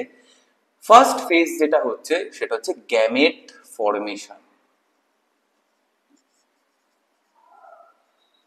একে একে আমরা আসবো। গ্যামেট ফর্মেশন, দেখো গ্যামেট ফর্মেশন মানে কি? Sexual reproduction involves the union of two gametes, male and female. হ্যাঁ, তো মেল অ্যান্ড ফিমেল মানে কি? Genetically male, genetically female, chromosomally male, chromosomally female. সেটাই, ফিজিওলজিক্যালি মেল ফিমেলের ডিফারেন্সিয়েশন নাও থাকতে পারে অর্গানিজমস এর মধ্যে যারা সেক্সুয়ালি রিপ্রোডিউস করে। যেমন ফর অ্যান ইনস্ট্যান্স, আমি যদি তোমাকে একটা মেল টাইগার আর একটা টাইগ্রেসের মুখের ছবিটা পাশাপাশি দেখাই তোমাদের এইখানে, will you be able to differentiate which is the male and which is the female? জীবনে পারবে না ডিফারেন্সিয়েট করতে। দুটো কাকের ছবি দেখালাম, একটা মেল ক্রো একটা ফিমেল ক্রো, তুমি দেখে ডিফারেন্সিয়েট করতে পারবে? পারবে না। পারবে when you know the tricks how to differentiate actually, right? পারবে না। সেফ ছবি দেখে, দ্যাট টু একটা পার্টিকুলার অ্যাঙ্গেলে একটা ছবি দেখে জীবনে বার করতে পারবে না। বাট সেক্সুয়াল রিপ্রোডাকশন হচ্ছে, তো তার মানে কি? গ্যামেট গুলো জেনেটিক্যালি মেল, জেনেটিক্যালি ফিমেল, এবং তাই দে আর বিকামিং মেলস অ্যান্ড ফিমেলস। তো গ্যামেট ফর্মেশন। এবার দেখো গ্যামেট ফর্মেশনের অনেক ব্যাপার আছে। ফার্স্টলি আমাদের জানতে হবে গ্যামেট ফর্মেশন হয় থ্রু মিওসিস, একদম রিডাকশন ডিভিশন।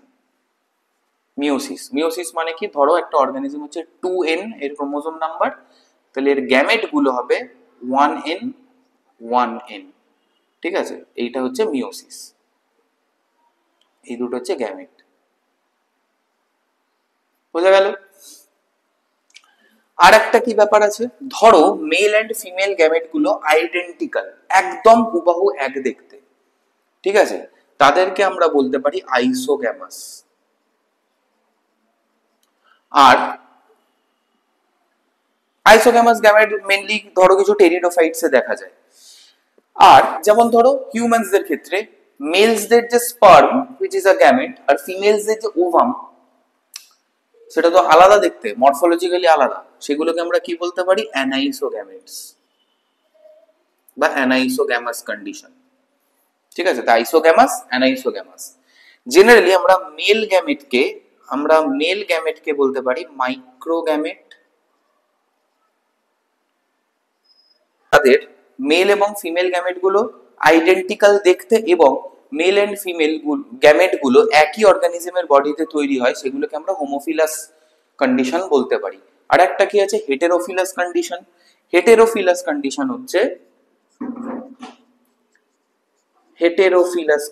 হচ্ছে যে গ্যামেট গুলো আনআইডেন্টিক্যাল, মেল এবং ফিমেল গ্যামেট আলাদা আলাদা দেখতে এবং কি তারা কিন্তু ডিফারেন্ট অর্গানিজমে আছে। হ্যাঁ, হতে পারে ডিফারেন্ট অর্গানিজম গুলো মানে male organism and female organism এরা মরফোলজিক্যালি সিমিলার, বাট এদের গ্যামেট আলাদা, এটা হেটেরোফিলাস কন্ডিশন। প্লান্টসদের ক্ষেত্রে আরো কি আছে? প্লান্টসদের ক্ষেত্রে আমরা বলতে পারি যে প্লান্টে মেল এবং ফিমেল ফ্লাওয়ার একই প্লান্ট বডিতে আছে তাদেরকে আমরা কি বলতে পারি? মোনোসিয়াস প্লান্টস। ঠিক আছে। আর যে সমস্ত প্লান্টসে মেল ফুল মানে মেল ফ্লাওয়ার গুলো একটা প্লান্টে হয়, ফিমেল ফ্লাওয়ার গুলো আলাদা প্লান্টে হয়, সেইগুলোকে কি বলতে পারি আমরা? Dioecious plants.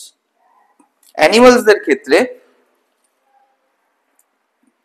যে সমস্ত অ্যানিমালসদের বডিতে, যেমন ধরো আর্থওয়ার্ম, মেল গ্যামেট এবং ফিমেল গ্যামেট একই বডিতে তৈরি হচ্ছে, সেই সমস্ত অ্যানিমালসদের আমরা বলবো হার্মাফ্রোডাইট অ্যানিমালস বা বাইসেক্সুয়াল অ্যানিমালস, যেমন আর্থওয়ার্ম। মোনোসিয়াস ডায়োসিয়াস এর এক্সাম্পল হচ্ছে, যেমন ধরো জ্যাসমিন হচ্ছে ডায়োসিয়াস, ঠিক আছে, আর মোনোসিয়াস হচ্ছে কোকোনাট, এরকম। এই গেল গ্যামেট ফর্মেশনের গল্প। তো রিক্যাপ করলাম, মিওসিস হয়, আইসোগ্যামাস হয়, অ্যানাইসোগ্যামাস গ্যামেট হয়। মেল গ্যামেটদের আমরা বলতে পারি যারা মোটাইল মানে এবল টু মুভ। মাইক্রোগ্যামেট, ফিমেল গ্যামেটসরা সাইজে বড় হয় তাই ম্যাক্রোগ্যামেট এবং এরা সেসাইল বা রেস্টে থাকে। এছাড়াও কি হয়, ধরো একটা অর্গানিজমের বডিতে মেল গ্যামেট এবং ফিমেল গ্যামেট তৈরি হচ্ছে এবং মেল এবং ফিমেল গ্যামেট গুলো মরফোলজিক্যালি সিমিলার, সেটাকে হোমোফিলাস কন্ডিশন বলবো।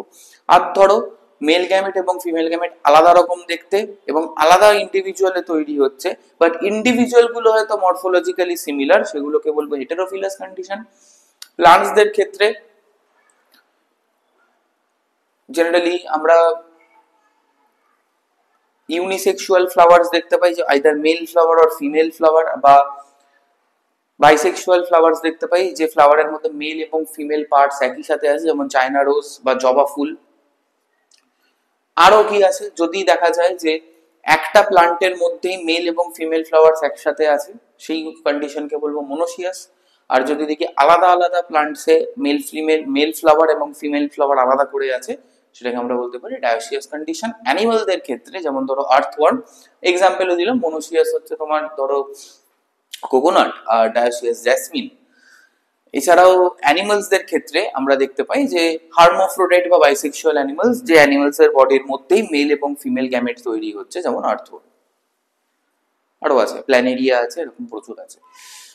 তো গ্যামেট ফর্মেশনের এটা হচ্ছে গল্প। আর গ্যামেট ফর্মেশন থেকে তেমন কিছু জানার নেই তোমাদের, মিওসিস রিডাকশনাল ডিভিশনে হচ্ছে, এর বাইরে আর কিছু দরকার নেই গ্যামেট ফর্মেশন থেকে। নেক্সট আমরা যেটা দেখতে পাবো সেটা হচ্ছে, দেখো গ্যামেট তো তৈরি হলো, এবার ট্রান্সফার অফ গ্যামেট বা বলতে পারি গ্যামেট ট্রান্সফার। গ্যামেট ট্রান্সফার তো ভাই হতেই হবে, নাহলে ইউনিয়ন হবে কি করে? দেখো সেক্সুয়াল রিপ্রোডাকশন অলওয়েজ ইনভলভস কি, আগেই বলেছি, male gamete and female gamete, ঠিক আছে, যে নামেই ডাকো। এবার গ্যামেট ট্রান্সফার,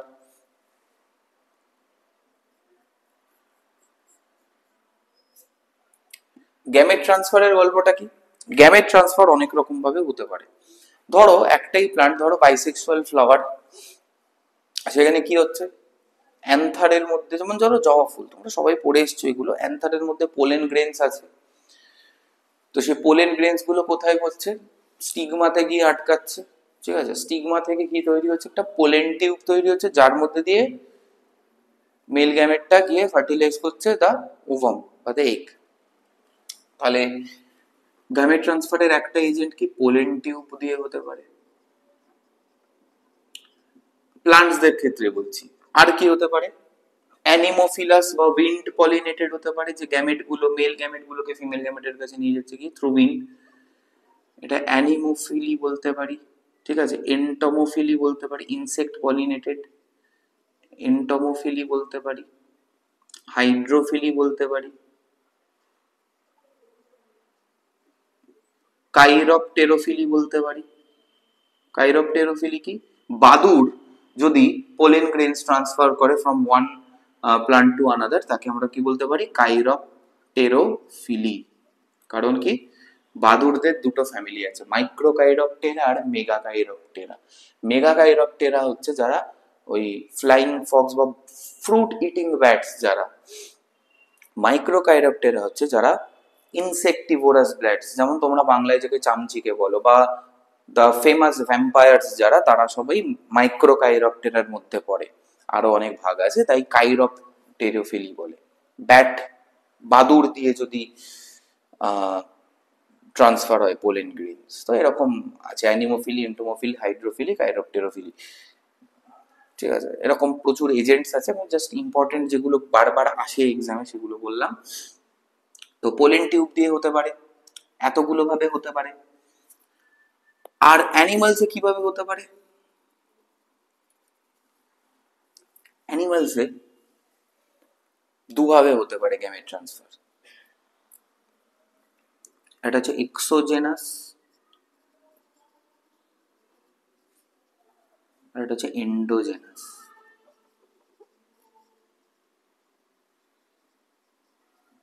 এক্সোজেনাস আর এন্ডোজেনাস।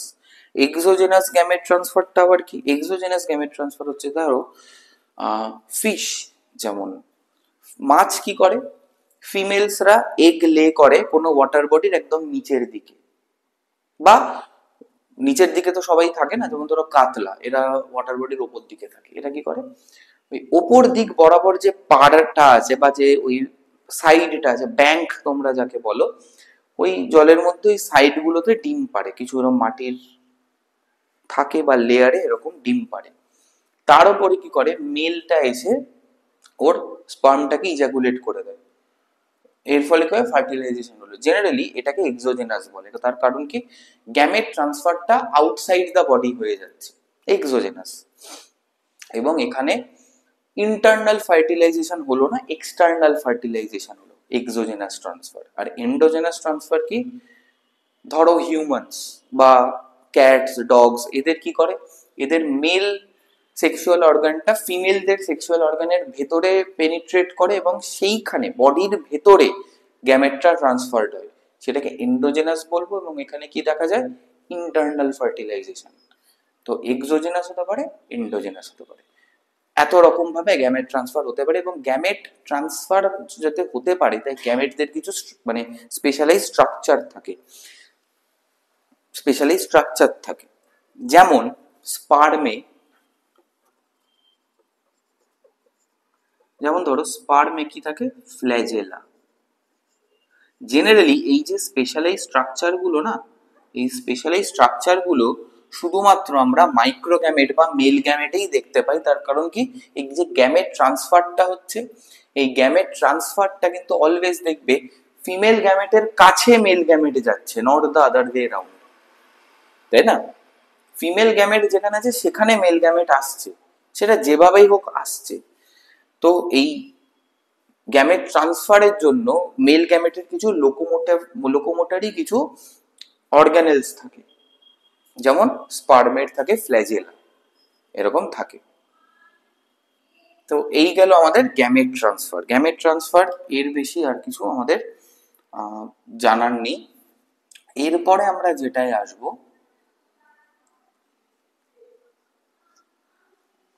সেটা হচ্ছে ফার্টিলাইজেশন বা union of gametes.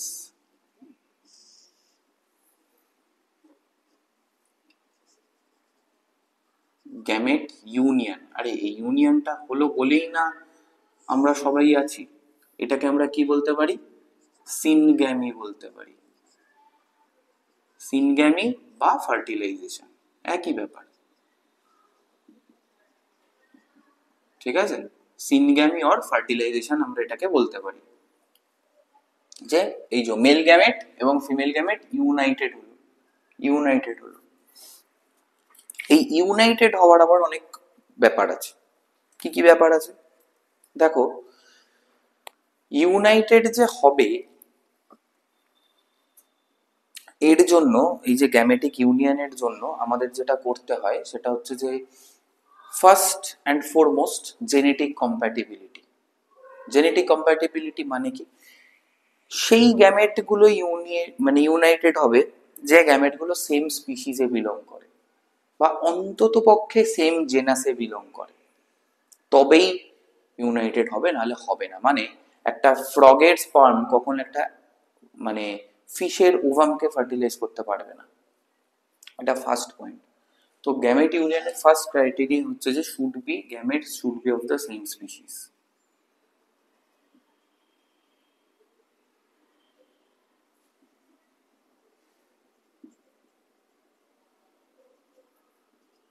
Same species হতে হবে বা অন্তত পক্ষে জেনাস। আর কি আছে, তাও জেনাসে সবার হয় না, হচ্ছে না। আর একটা কি, উইদাউট ফার্টিলাইজেশন বা উইদাউট সিঙ্গামিও কিন্তু অর্গানিজম তৈরি হয়, সেটাকে আমরা কি বলি, পার্থেনোকার্পি বা পার্থেনোজেনেসিস।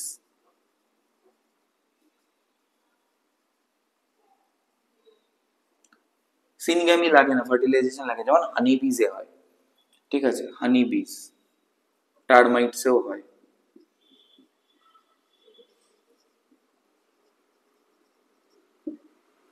মৌমাছিতে হয়। এখানে কি হয়, কুইন দু ধরনের এগ রে করে, একটা ফার্টিলাইজড এগ, একটা আনফার্টিলাইজড এগ। ফার্টিলাইজড এগ থেকে বেরোয় হচ্ছে মেল অ্যান্ড ফিমেল।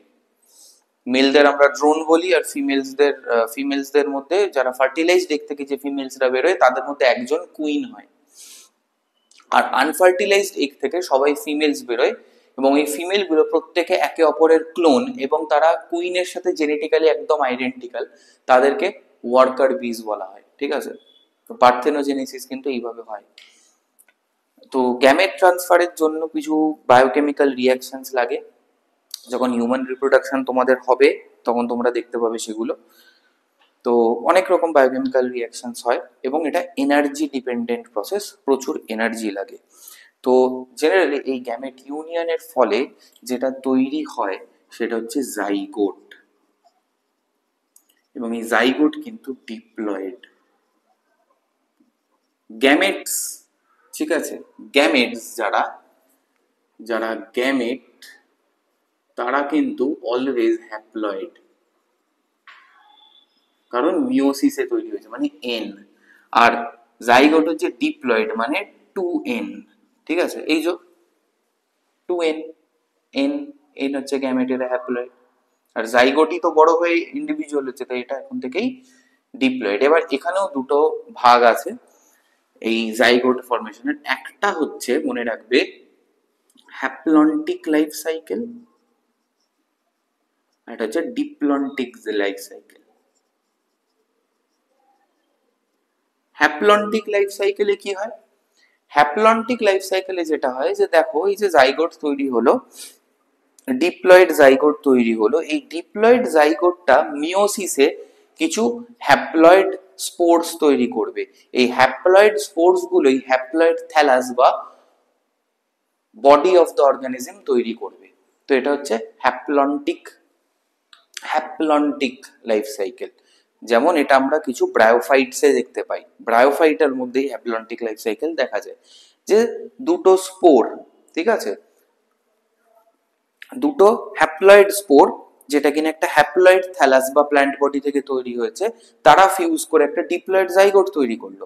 ডিপ্লয়েড জাইগোটটা কি করবে, মিওসিসে চলে যাবে, মিওসিস করে বা রিডাকশনাল ডিভিশনে আবার কিছু হ্যাপ্লয়েড সেক্সুয়াল স্পোর্স তৈরি করলো, বা জাইগোট থেকে কিছু স্পোর্স তৈরি হলো। সেই হ্যাপ্লয়েড এক একটা স্পোর্স কিন্তু কি হবে, সেই হ্যাপ্লয়েড স্পোর গুলো ম্যাচিওর করবে ইনটু হ্যাপ্লয়েড ম্যাচিওর প্লান্টস। তো এটাকে আমরা হ্যাপ্লন্টিক বলবো, এবং এই হ্যাপ্লন্টিক বা হ্যাপ্লয়েড আবার যে প্লান্ট গুলো হলো তারা আবার কিছু হ্যাপ্লয়েড সেক্সুয়াল গ্যামেট মানে গ্যামেট বা এই যাই বলো না কেন স্পোর তৈরি করে আবার ডিপ্লয়েড জাইগোট তৈরি করে, এটা হ্যাপ্লন্টিক।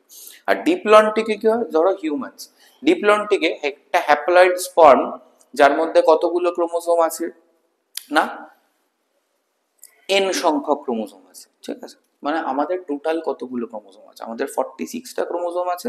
তো স্পার্মের মধ্যে 23 থাকে, ওভামের মধ্যে 23 থাকে। তো এই 23 ক্রোমোসোম নিয়ে একটা স্পার্ম ফার্টিলাইজ করবে অলরেডি 23 ক্রোমোসোম নিয়ে বসে থাকা একটা ওভামকে। তো যেই ফার্টিলাইজ করলো একটা ডিপ্লয়েড বা 46 ক্রোমোসোম ওয়ালা একটা জাইগোট তৈরি হলো 2n, ঠিক আছে। তো এই জাইগোটটা সঙ্গে সঙ্গে কি করবে, মাইটোসিসে নিজের সংখ্যা বাড়াবে। একটা zygote is a single sailed state of N organism. এই জাইগোট স্টেট সবার আছে, সবার প্রত্যেকটা অর্গানিজম যারা সেক্সুয়ালি রিপ্রোডিউস করে তাদের প্রত্যেকেরই জাইগোট স্টেজ আছে। তো এই জাইগোট স্টেজটা কি হবে, জাইগোট স্টেজটা জেনারেলি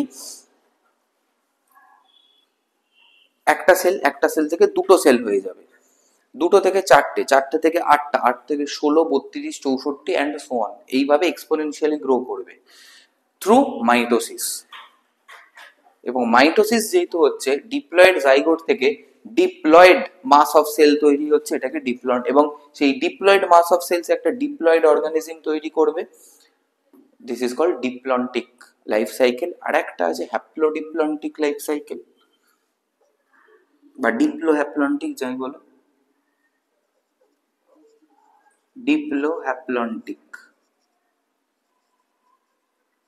এটা আবার কি, এটা হচ্ছে যে ডিপ্লয়েড জাইগোট আছে, তারা হ্যাপ্লয়েড স্পোর তৈরি করলো, হ্যাপ্লয়েড স্পোর আবার ডিপ্লয়েড অর্গানিজম তৈরি করবে অ্যান্ড সো অন। এরকম ভাবে অল্টারনেশন অফ দ্য ফেজেস হবে, ডিপ্লয়েড হ্যাপ্লয়েড বিভিন্ন ফেজ অফ দ্য লাইফ সাইকেলে বিভিন্ন স্টেজে থাকবে ডিপ্লোহ্যাপ্লন্টিক। ডিপ্লোহ্যাপ্লন্টিকটা অতটা ইম্পর্টেন্ট তোমাদের নয়, বাট হ্যাপ্লন্টিক এবং ডিপ্লন্টিক এই দুটো টার্ম মারাত্মক ইম্পর্টেন্ট। তো জেনারেলি এর বেশি আর কিছু নেই। আর একটা জিনিস বলে রাখি, এই যে জাইগোট তৈরি হলো, এই জাইগোটের একটা ভাগ আছে, ধরো হিউম্যানসেই বলছি, জাইগোট থেকে প্রথমে তৈরি হবে হচ্ছে মরুলা। এটা কত, 64 সেল স্টেজ। এবার মরুলাটা যেটা তৈরি, এটা 64 সেলের একটা বল। সেই মরুলার মধ্যে ক্যাভিটি দেখা যাবে, যে ক্যাভিটিটার নাম হচ্ছে ব্লাস্টোসিল ক্যাভিটি। তো মরুলার পরে যখন ব্লাস্টোসিল ক্যাভিটি আসছে আর একটু পরে, তো সেই ব্লাস্টোসিল ক্যাভিটিওয়ালা স্টেজটাকে আমরা বলবো ব্লাস্টুলা। ব্লাস্টুলা, ব্লাস্টুলার মধ্যে এবার সেল ডিফারেন্সিয়েশন শুরু হবে, মানে একটোডার্ম, এন্ডোডার্ম এবং মেসোডার্ম। আমরা কি ট্রিপ্লোব্লাস্টিক অর্গানিজম, তো এই তিনটে জার্ম লেয়ার যখন সেপারেট হয়ে যাবে সেটাকে আমরা বলবো গ্যাস্ট্রুলা। গ্যাস্ট্রুলা থেকে আসবো এমব্রিও, ঠিক আছে। এবং এই এমব্রিও থেকে যখন, এমব্রিওতে কিন্তু আস্তে আস্তে অর্গ্যানোজেনেসিস শুরু হয়েছে, মানে সেলস থেকে টিস্যু, টিস্যু থেকে আস্তে আস্তে অর্গানের দিকে যাচ্ছে। এবং যখন কমপ্লিট অর্গানোজেনেসিস হয়ে গেছে বা অলমোস্ট কমপ্লিট হয়ে গেছে অর্গানোজেনেসিস, এবং আমরা বিভিন্ন organs fully formed organs mostly দেখতে পাচ্ছি, মরফোলজিক্যাল ফিচার্সও ডিস্টিংগুইশ করতে পারছি ইন দা এমব্রিও, সেটাকে আমরা বলবো ফিটাস। ফিটাস এই টোটালটা মানুষের ক্ষেত্রে 280 ডেজ বা 40 উইকস, মানে অ্যাপ্রক্সিমেটলি। এবার ফিটাস যখন জন্মালো, তো জন্মের পর থেকে আপ টু 2 মান্থস আমরা বলবো সেটাকে ইনফ্যান্সি। 2 মান্থস থেকে শুরু করে আপ টু 2 ইয়ার্স আমরা বলবো বেবিহুড। 2 ইয়ার্স থেকে 5 ইয়ার্স অব্দি বলবো early childhood. 6 years to 11 years বলবো late childhood. 12 years to 14 or 15 years আমরা বলতে পারি early adolescent period. 16 years to 18 years বা 15 থেকে 18 যাই বলো না কেন, এটাকে আমরা বলবো লেট অ্যাডোলেসেন্ট। 18 থেকে 40 অব্দি বলবো আর্লি অ্যাডাল্টহুড। 40 থেকে 60 বলবো মিডল অ্যাডাল্টহুড। 60-র পরে আমরা বলবো late adulthood, ultimately leading to death. শুরু হচ্ছে কিন্তু এই সিঙ্গেল সেল থেকে। ফিটাসে এসছে যখন মিলিয়ন্স অফ সেল তৈরি হয়ে গেছে বডিতে, এবং পুরোটাই কিন্তু এই ডিপ্লন্টিক ফেজের মধ্যে। ঠিক আছে, তো এই গেল গ্যামেট ইউনিয়ন হয়ে এই এতটা আমরা এলাম, ফিটাস অব্দি এলাম। ফিটাস অব্দি তো আসা গেল ভাই, তারপরে কি হবে? গ্যামেট ইউনিয়নের পরে যে ফেজটা থাকে সেটাকে আমরা সেক্সুয়াল রিপ্রোডাকশনের নিরিখে আমরা বলতে পারি সেটা হচ্ছে পোস্ট ফার্টিলাইজেশন স্টেজ বা পিরিয়ড, অ্যাজ ইউ উইশ, স্টেজও বলতে পারো পিরিয়ডও বলতে পারো। তো পোস্ট ফার্টিলাইজেশন পিরিয়ডে দেখতেই পাচ্ছ এত কিছু হচ্ছে, ফিটাস হয়ে গেল। এবার ফিটাসটা তো হয়ে তো গেল, তো ফিটাসটা এবার মাদারের বডির মধ্যে কিভাবে থাকবে? দেখো গ্যামেট ইউনিয়ন কিন্তু, আর একটা পয়েন্ট আমার বলা উচিত ছিল গ্যামেট ইউনিয়নে, যে ফার্টিলাইজেশন দু রকমের হয়, একটা হচ্ছে এক্সটার্নাল ফার্টিলাইজেশন, একটা হচ্ছে ইন্টারনাল ফার্টিলাইজেশন। এক্সটার্নাল ফার্টিলাইজেশন যেমন ধরো ফ্রগসদের ক্ষেত্রে হয় বা ফিশদের ক্ষেত্রে হয়, সেটা কেমন? সেটা হচ্ছে যেটা বললাম, জলের মধ্যে ফিমেলরা ডিম পেড়ে যায় এবং ফিমেলদের ডিমের ওপরে মেলসরা এসে স্পার্ম রিলিজ করে দেয়, তো বডির বাইরেই ফার্টিলাইজেশন হয়ে গেল, এক্সটার্নাল ফার্টিলাইজেশন। বেনিফিটটা কি? কোনো প্যারেন্টাল কেয়ারের কোনো দরকার নেই আমি বলছি, বাট এখানেও এক্সেপশন আছে, যেমন ট্রি ফ্রগস আছে বা গ্লাস ফ্রগস আছে, সাউথ আমেরিকাতে পাওয়া যায়, এরা কিন্তু ওদের ওই ফার্টিলাইজড এগ গুলোকে মানে পোস্ট ফার্টিলাইজেশন কিন্তু প্রচন্ড কেয়ার করে, তো প্যারেন্টাল কেয়ার থাকে। কিছু মাছ যেমন ধরো বোয়াল মাছ বা ক্যাট, মানে আরো কিছু ক্যাটফিশ আছে যারা কিন্তু মেলসরা নেস্ট গার্ড করে যেখানে ডিম আছে, ঠিক আছে, ক্লাউন ফিশ ওরাও নেস্ট গার্ড করে, এরকম আছে, তো প্যারেন্টাল কেয়ার আছে। কিন্তু অ্যাডভান্টেজটা কি? মূল অ্যাডভান্টেজ এক্সটার্নাল ফার্টিলাইজেশনের হচ্ছে এটা অনেক তাড়াতাড়ি হতে পারে, মানে শর্ট জেনারেশন স্প্যান, জাইগোট থেকে খুব তাড়াতাড়ি একটা ম্যাচিওর ইন্ডিভিজুয়াল হয়ে যাবে। তার কারণ কি? তাকে পুরো সে open expose to the environment, তো তাকে তাড়াতাড়ি ম্যাচিওর করতেই হবে, গ্রো করতেই হবে, নাহলে সে মানে সার্ভাইভই করতে পারবে না। এটা একটা পয়েন্ট। মানে আমরা র্যাপিড অল্টারনেশন অফ জেনারেশন দেখতে পাচ্ছি, বা র্যাপিড প্রোগ্রেশন অফ জেনারেশন বলা উচিত আমার, র্যাপিড প্রোগ্রেশন অফ জেনারেশন দেখতে পাচ্ছি। এক বছরের মধ্যে 3টে জেনারেশন দেখে নিলাম, এরকম হতে পারে এক্সটার্নাল ফার্টিলাইজেশনের জন্য। আর একটা কি, ফিমেলদের কাছে এটা ট্যাক্সিং নয়, ফিমেলদের বডির মধ্যে ক্যারি করতে হয়। এক্সেপশন হচ্ছে আমাদের কি সি হর্স, ঠিক আছে, হিপোক্যাম্পাস আমরা যাদের বলি। সি হর্সের কি হয়? সি হর্সের মেলসরা ফার্টিলাইজড এগ ক্যারি করে, মানে বলতে পারি মেলস গেট প্রেগনেন্ট। তো যাই হোক, প্রেগনেন্সি একটা ফিমেলের পক্ষে, সেটা ক্যাট হোক, ডগ হোক, মাংকি হোক, হিউম্যান হোক, প্রত্যেকের ক্ষেত্রে খুব ট্যাক্সিং। ফিমেলের ক্ষেত্রে একটা ফিমেলের ভাইটাল লাইফ ফোর্স, তার মেটাবলিক এনার্জি সমস্ত কিছু ইনভেস্টেড হয়ে যায় এই এই জাইগোটকে ফিটাস অব্দি কনভার্ট করতে এবং ফিটাসটাকে ক্যারি করতে আনটিল পার্চুরিশন বা বার্থ। এইসব ঝামেলা নেই, they can lead their own life. But disadvantage অনেক বেশি আছে। সেটা কি? সেটা হচ্ছে যে you are at nature's mercy. জলের মধ্যে এরকম ডিমগুলি এক্সপোজ হয়েছে, কোনো একটা বড় অ্যানিমেল এসে খেয়ে গেল, প্রচন্ড বৃষ্টি হলো, বন্যা হলো, ধুয়ে বেরিয়ে গেল, বৃষ্টি হলো না, পুকুরটা শুকিয়ে গেল, ডিমগুলো নষ্ট হয়ে গেল। You are at nature's mercy.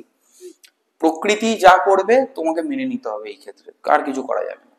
Internal fertilisation কি? এই যেখানে কোথায় গেল এন্ডোজেনাস গ্যামেট ট্রান্সফার বডির ভেতরে হচ্ছে, সেখানে ইন্টারনাল ফার্টিলাইজেশন হবে, বডির ভেতরে ফার্টিলাইজেশন হলো, বডির ভেতরে জাইগোট তৈরি হলো এবং বডির ভেতরে এই ফিটাস অব্দি গেল, তারপরে যতদিন না জন্মাচ্ছে বা পার্চুরিশন অব্দি ফিটাস ক্যারিড হলো। ভালো কথা, খুব ভালো কথা। তো এরকম এরকম যদি হয়, এরকম যদি তোমরা দেখো, তাহলে কি দেখবে? তাহলে দেখতে পাবে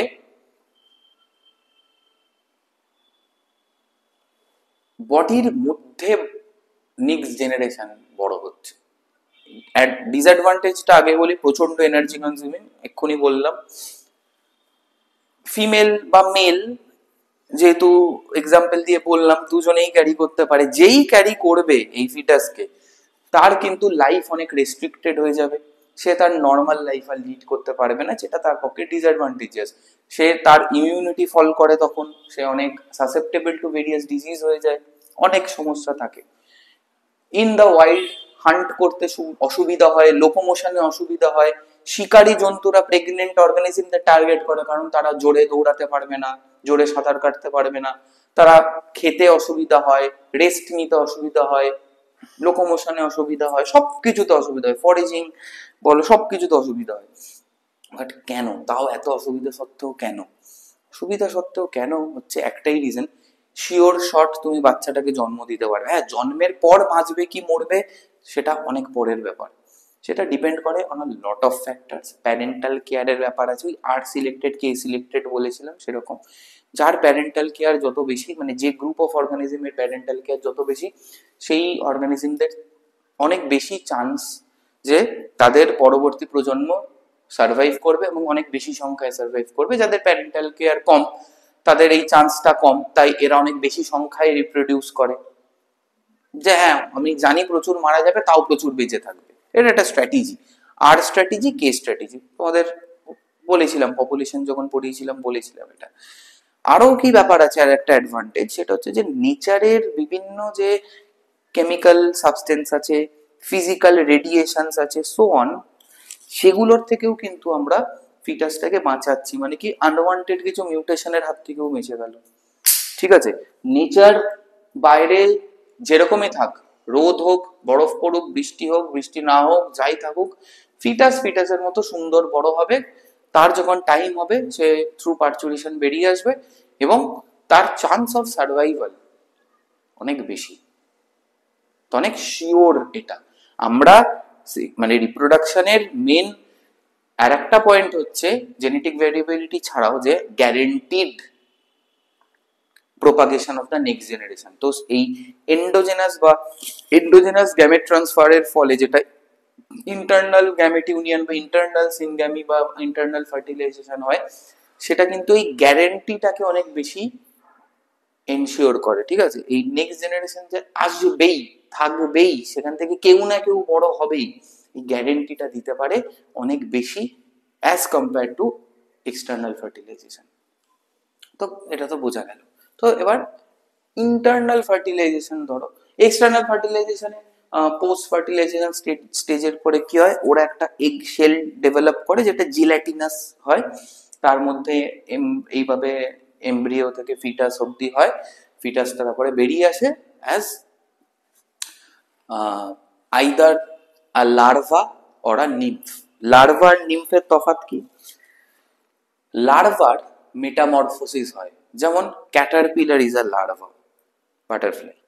ঠিক আছে, ওদেরও কিন্তু এক্সটার্নাল ফার্টিলাইজেশন হয়। তো জিল্যাটিনাস বিডস এর মতো দানা দানা দানা দানা এগস হয়, পাতার নিচে তৈরি হয়, মানে যখন বড় বড় পাতা থাকে, পাতার নিচে এই এগস গুলো তৈরি হয়। মানে তৈরি হয় মানে কি, এগস গুলো লে করা হয়, তৈরি হয় বলা উচিত না, এগস গুলো লে করা হয়, সেখান থেকে লার্ভা বেরোয় যাকে আমরা ক্যাটারপিলার বলি। ক্যাটারপিলার গুলো পাতা খেয়ে খেয়ে খেয়ে খেয়ে কি তৈরি করে, পিউপা তৈরি করে।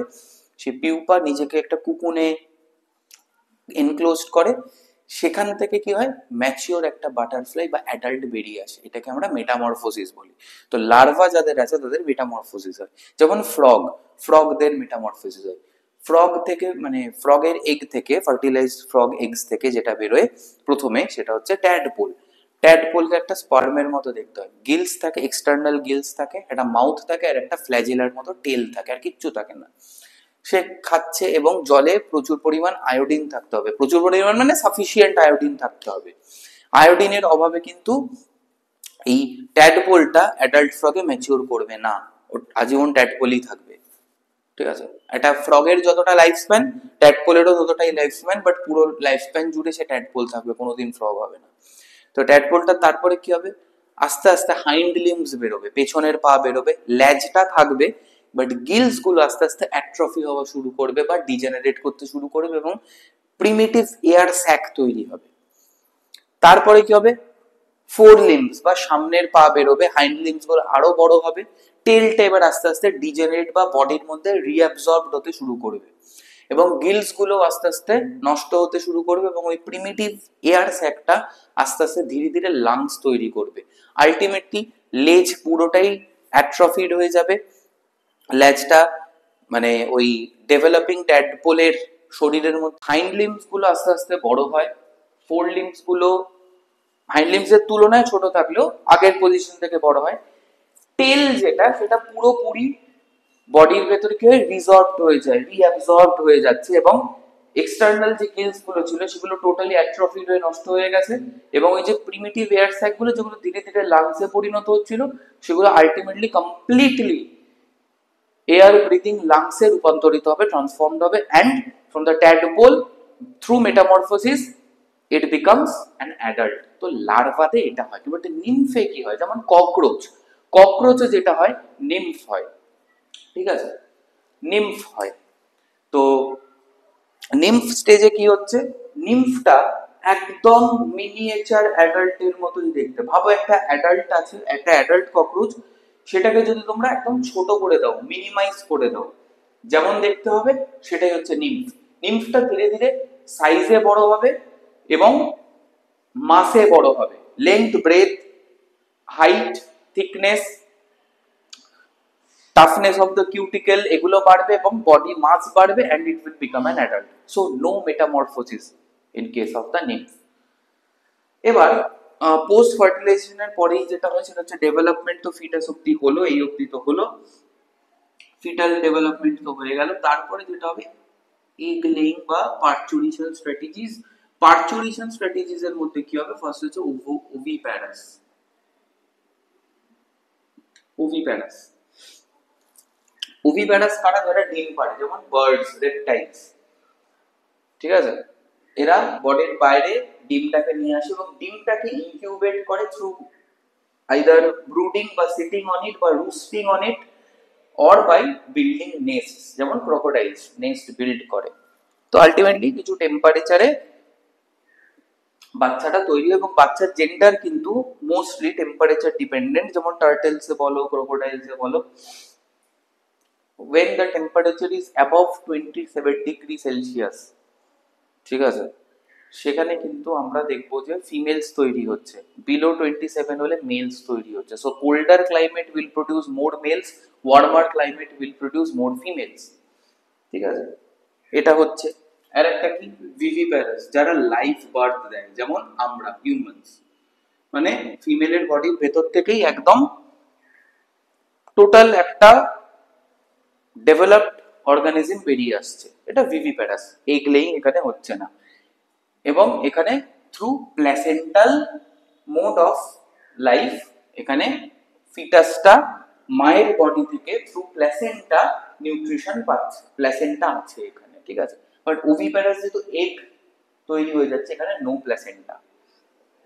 আর একটাও ক্ষেত্র আছে যেখানে প্ল্যাসেন্টা নেই, সেটাকে আমরা কি বলি, ওভো ভিভিপ্যারাস, যেমন র্যাটেল স্নেকসদের মধ্যে হয়। র্যাটেল স্নেক আমেরিকাতে পাওয়া যায়, খুব বিষাক্ত। ওভোভিভিপ্যারাসটা কি, বা কিছু শার্কের মধ্যে দেখা যায়, হাঙরের মধ্যে। এটা কি, না, মায়ের বডির ভেতরেই এগস তৈরি হয়ে গেল, বাট মা সেটাকে লে করলো না। দ্য মাদার অ্যানিমাল বা দ্য ফিমেল ডাজ নট লে দ্য এগস, ওই এগস গুলো মাদারের বডির মধ্যেই রইলো, মাদারের বডির মধ্যেই এগ গুলো হ্যাচড হলো, সেই হ্যাচড এগ থেকে যে লাইফ অর্গানিজম গুলো বেরোলো সেগুলো মাদারের বডি থেকে বেরিয়ে আসছে বাইরে, ওভোভিভিপ্যারাস। এখানে এগটা অবভিয়াসলি টাফ, হার্ড, ক্যালকেরিয়াস নয়, সফট লেদারি এগস হয়, জিলেটিনাস মেমব্রেন হয় এগস গুলোর, এবং সেই এগের ইয়োক এবং শেলটা মাদারের বডি রিঅ্যাবজর্ব করে নেয়, লাইভ অর্গানিজমটা বেরিয়ে আসে, এটা ওভোভিভিপ্যারাস। শার্কস এন্ড র্যাটেল স্নেকসে পাওয়া যায়। প্লান্টসদের ক্ষেত্রে কি হয়, জেনারেলি এগুলো হচ্ছে অ্যানিমালসদের জন্য তিনটে তো গেল।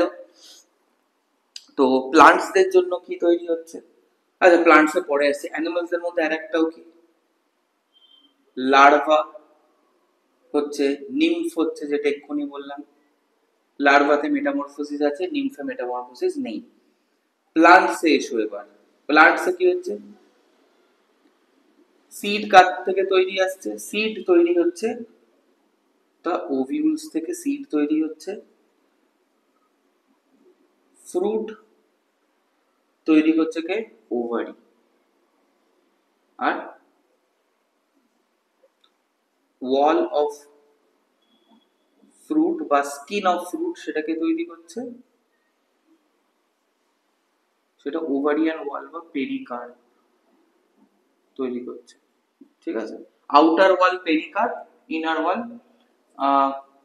এন্ডোকার্প আছে, ঠিক আছে, তারা তৈরি করছে। পেরিকার্পটাই এখানে ইম্পর্টেন্ট। তো আফটার ফার্টিলাইজেশন, ফার্টিলাইজ যে জাইগোটটা তৈরি হলো, তো সেখানে ওভারির মধ্যে ধীরে ধীরে কি হবে, ফার্টিলাইজ জাইগোটটার মানে সিডটা তৈরি হবে ওভিউল থেকে, ফার্টিলাইজড ওভিউল থেকে সিড তৈরি হবে, ওভারিটা ফ্রুট হয়ে যাবে, পেরিকার্প থেকে ওয়াল অফ ফ্রুট তৈরি হবে, এবং আলটিমেটলি ওই ফ্রুটটা যখন তৈরি হলো, ফ্রুটটা তারপরে ম্যাচিওর হবে, তার মধ্যে ফ্রুক্টোজ কন্টেন্ট বাড়বে, মিনারেল ওয়াটার কন্টেন্ট সব বাড়বে, তারপরে ফ্রুটটা যখন বড় হয়ে যাবে অ্যাবসিসিক অ্যাসিডের জন্য ফ্রুটটা ঝরে পড়ে যাবে, সেটা কোনো অর্গানিজম খাবে বা মাটিতে পড়ে পচে গিয়ে যে ফার্টিলাইজড যে সিডটা বেরোলো বা ফার্টিলাইজড ওভিউলটা মাটিতে পড়ে জার্মিনেট করবে ইনটু আ নিউ প্লান্ট। ঠিক আছে, জার্মিনেট করার দুটো ফেজ আছে। ফার্স্টে র্যাডিকেল বেরোয় যেটা মাটির নিচে যায়, একটা প্লিমিউল বেরোয় যেটা মাটির উপরে উঠতে যায়। র্যাডিকেলটা ধীরে ধীরে রুট এন্ড রুট সিস্টেম তৈরি করে, প্লিমিউলটা ধীরে ধীরে শুট তৈরি করে, এবং শুটের যে কম্পোনেন্ট গুলো আছে স্টেম, ব্রাঞ্চেস, লিভস, এগুলো তৈরি করে। তো এই গেল ব্যাপার।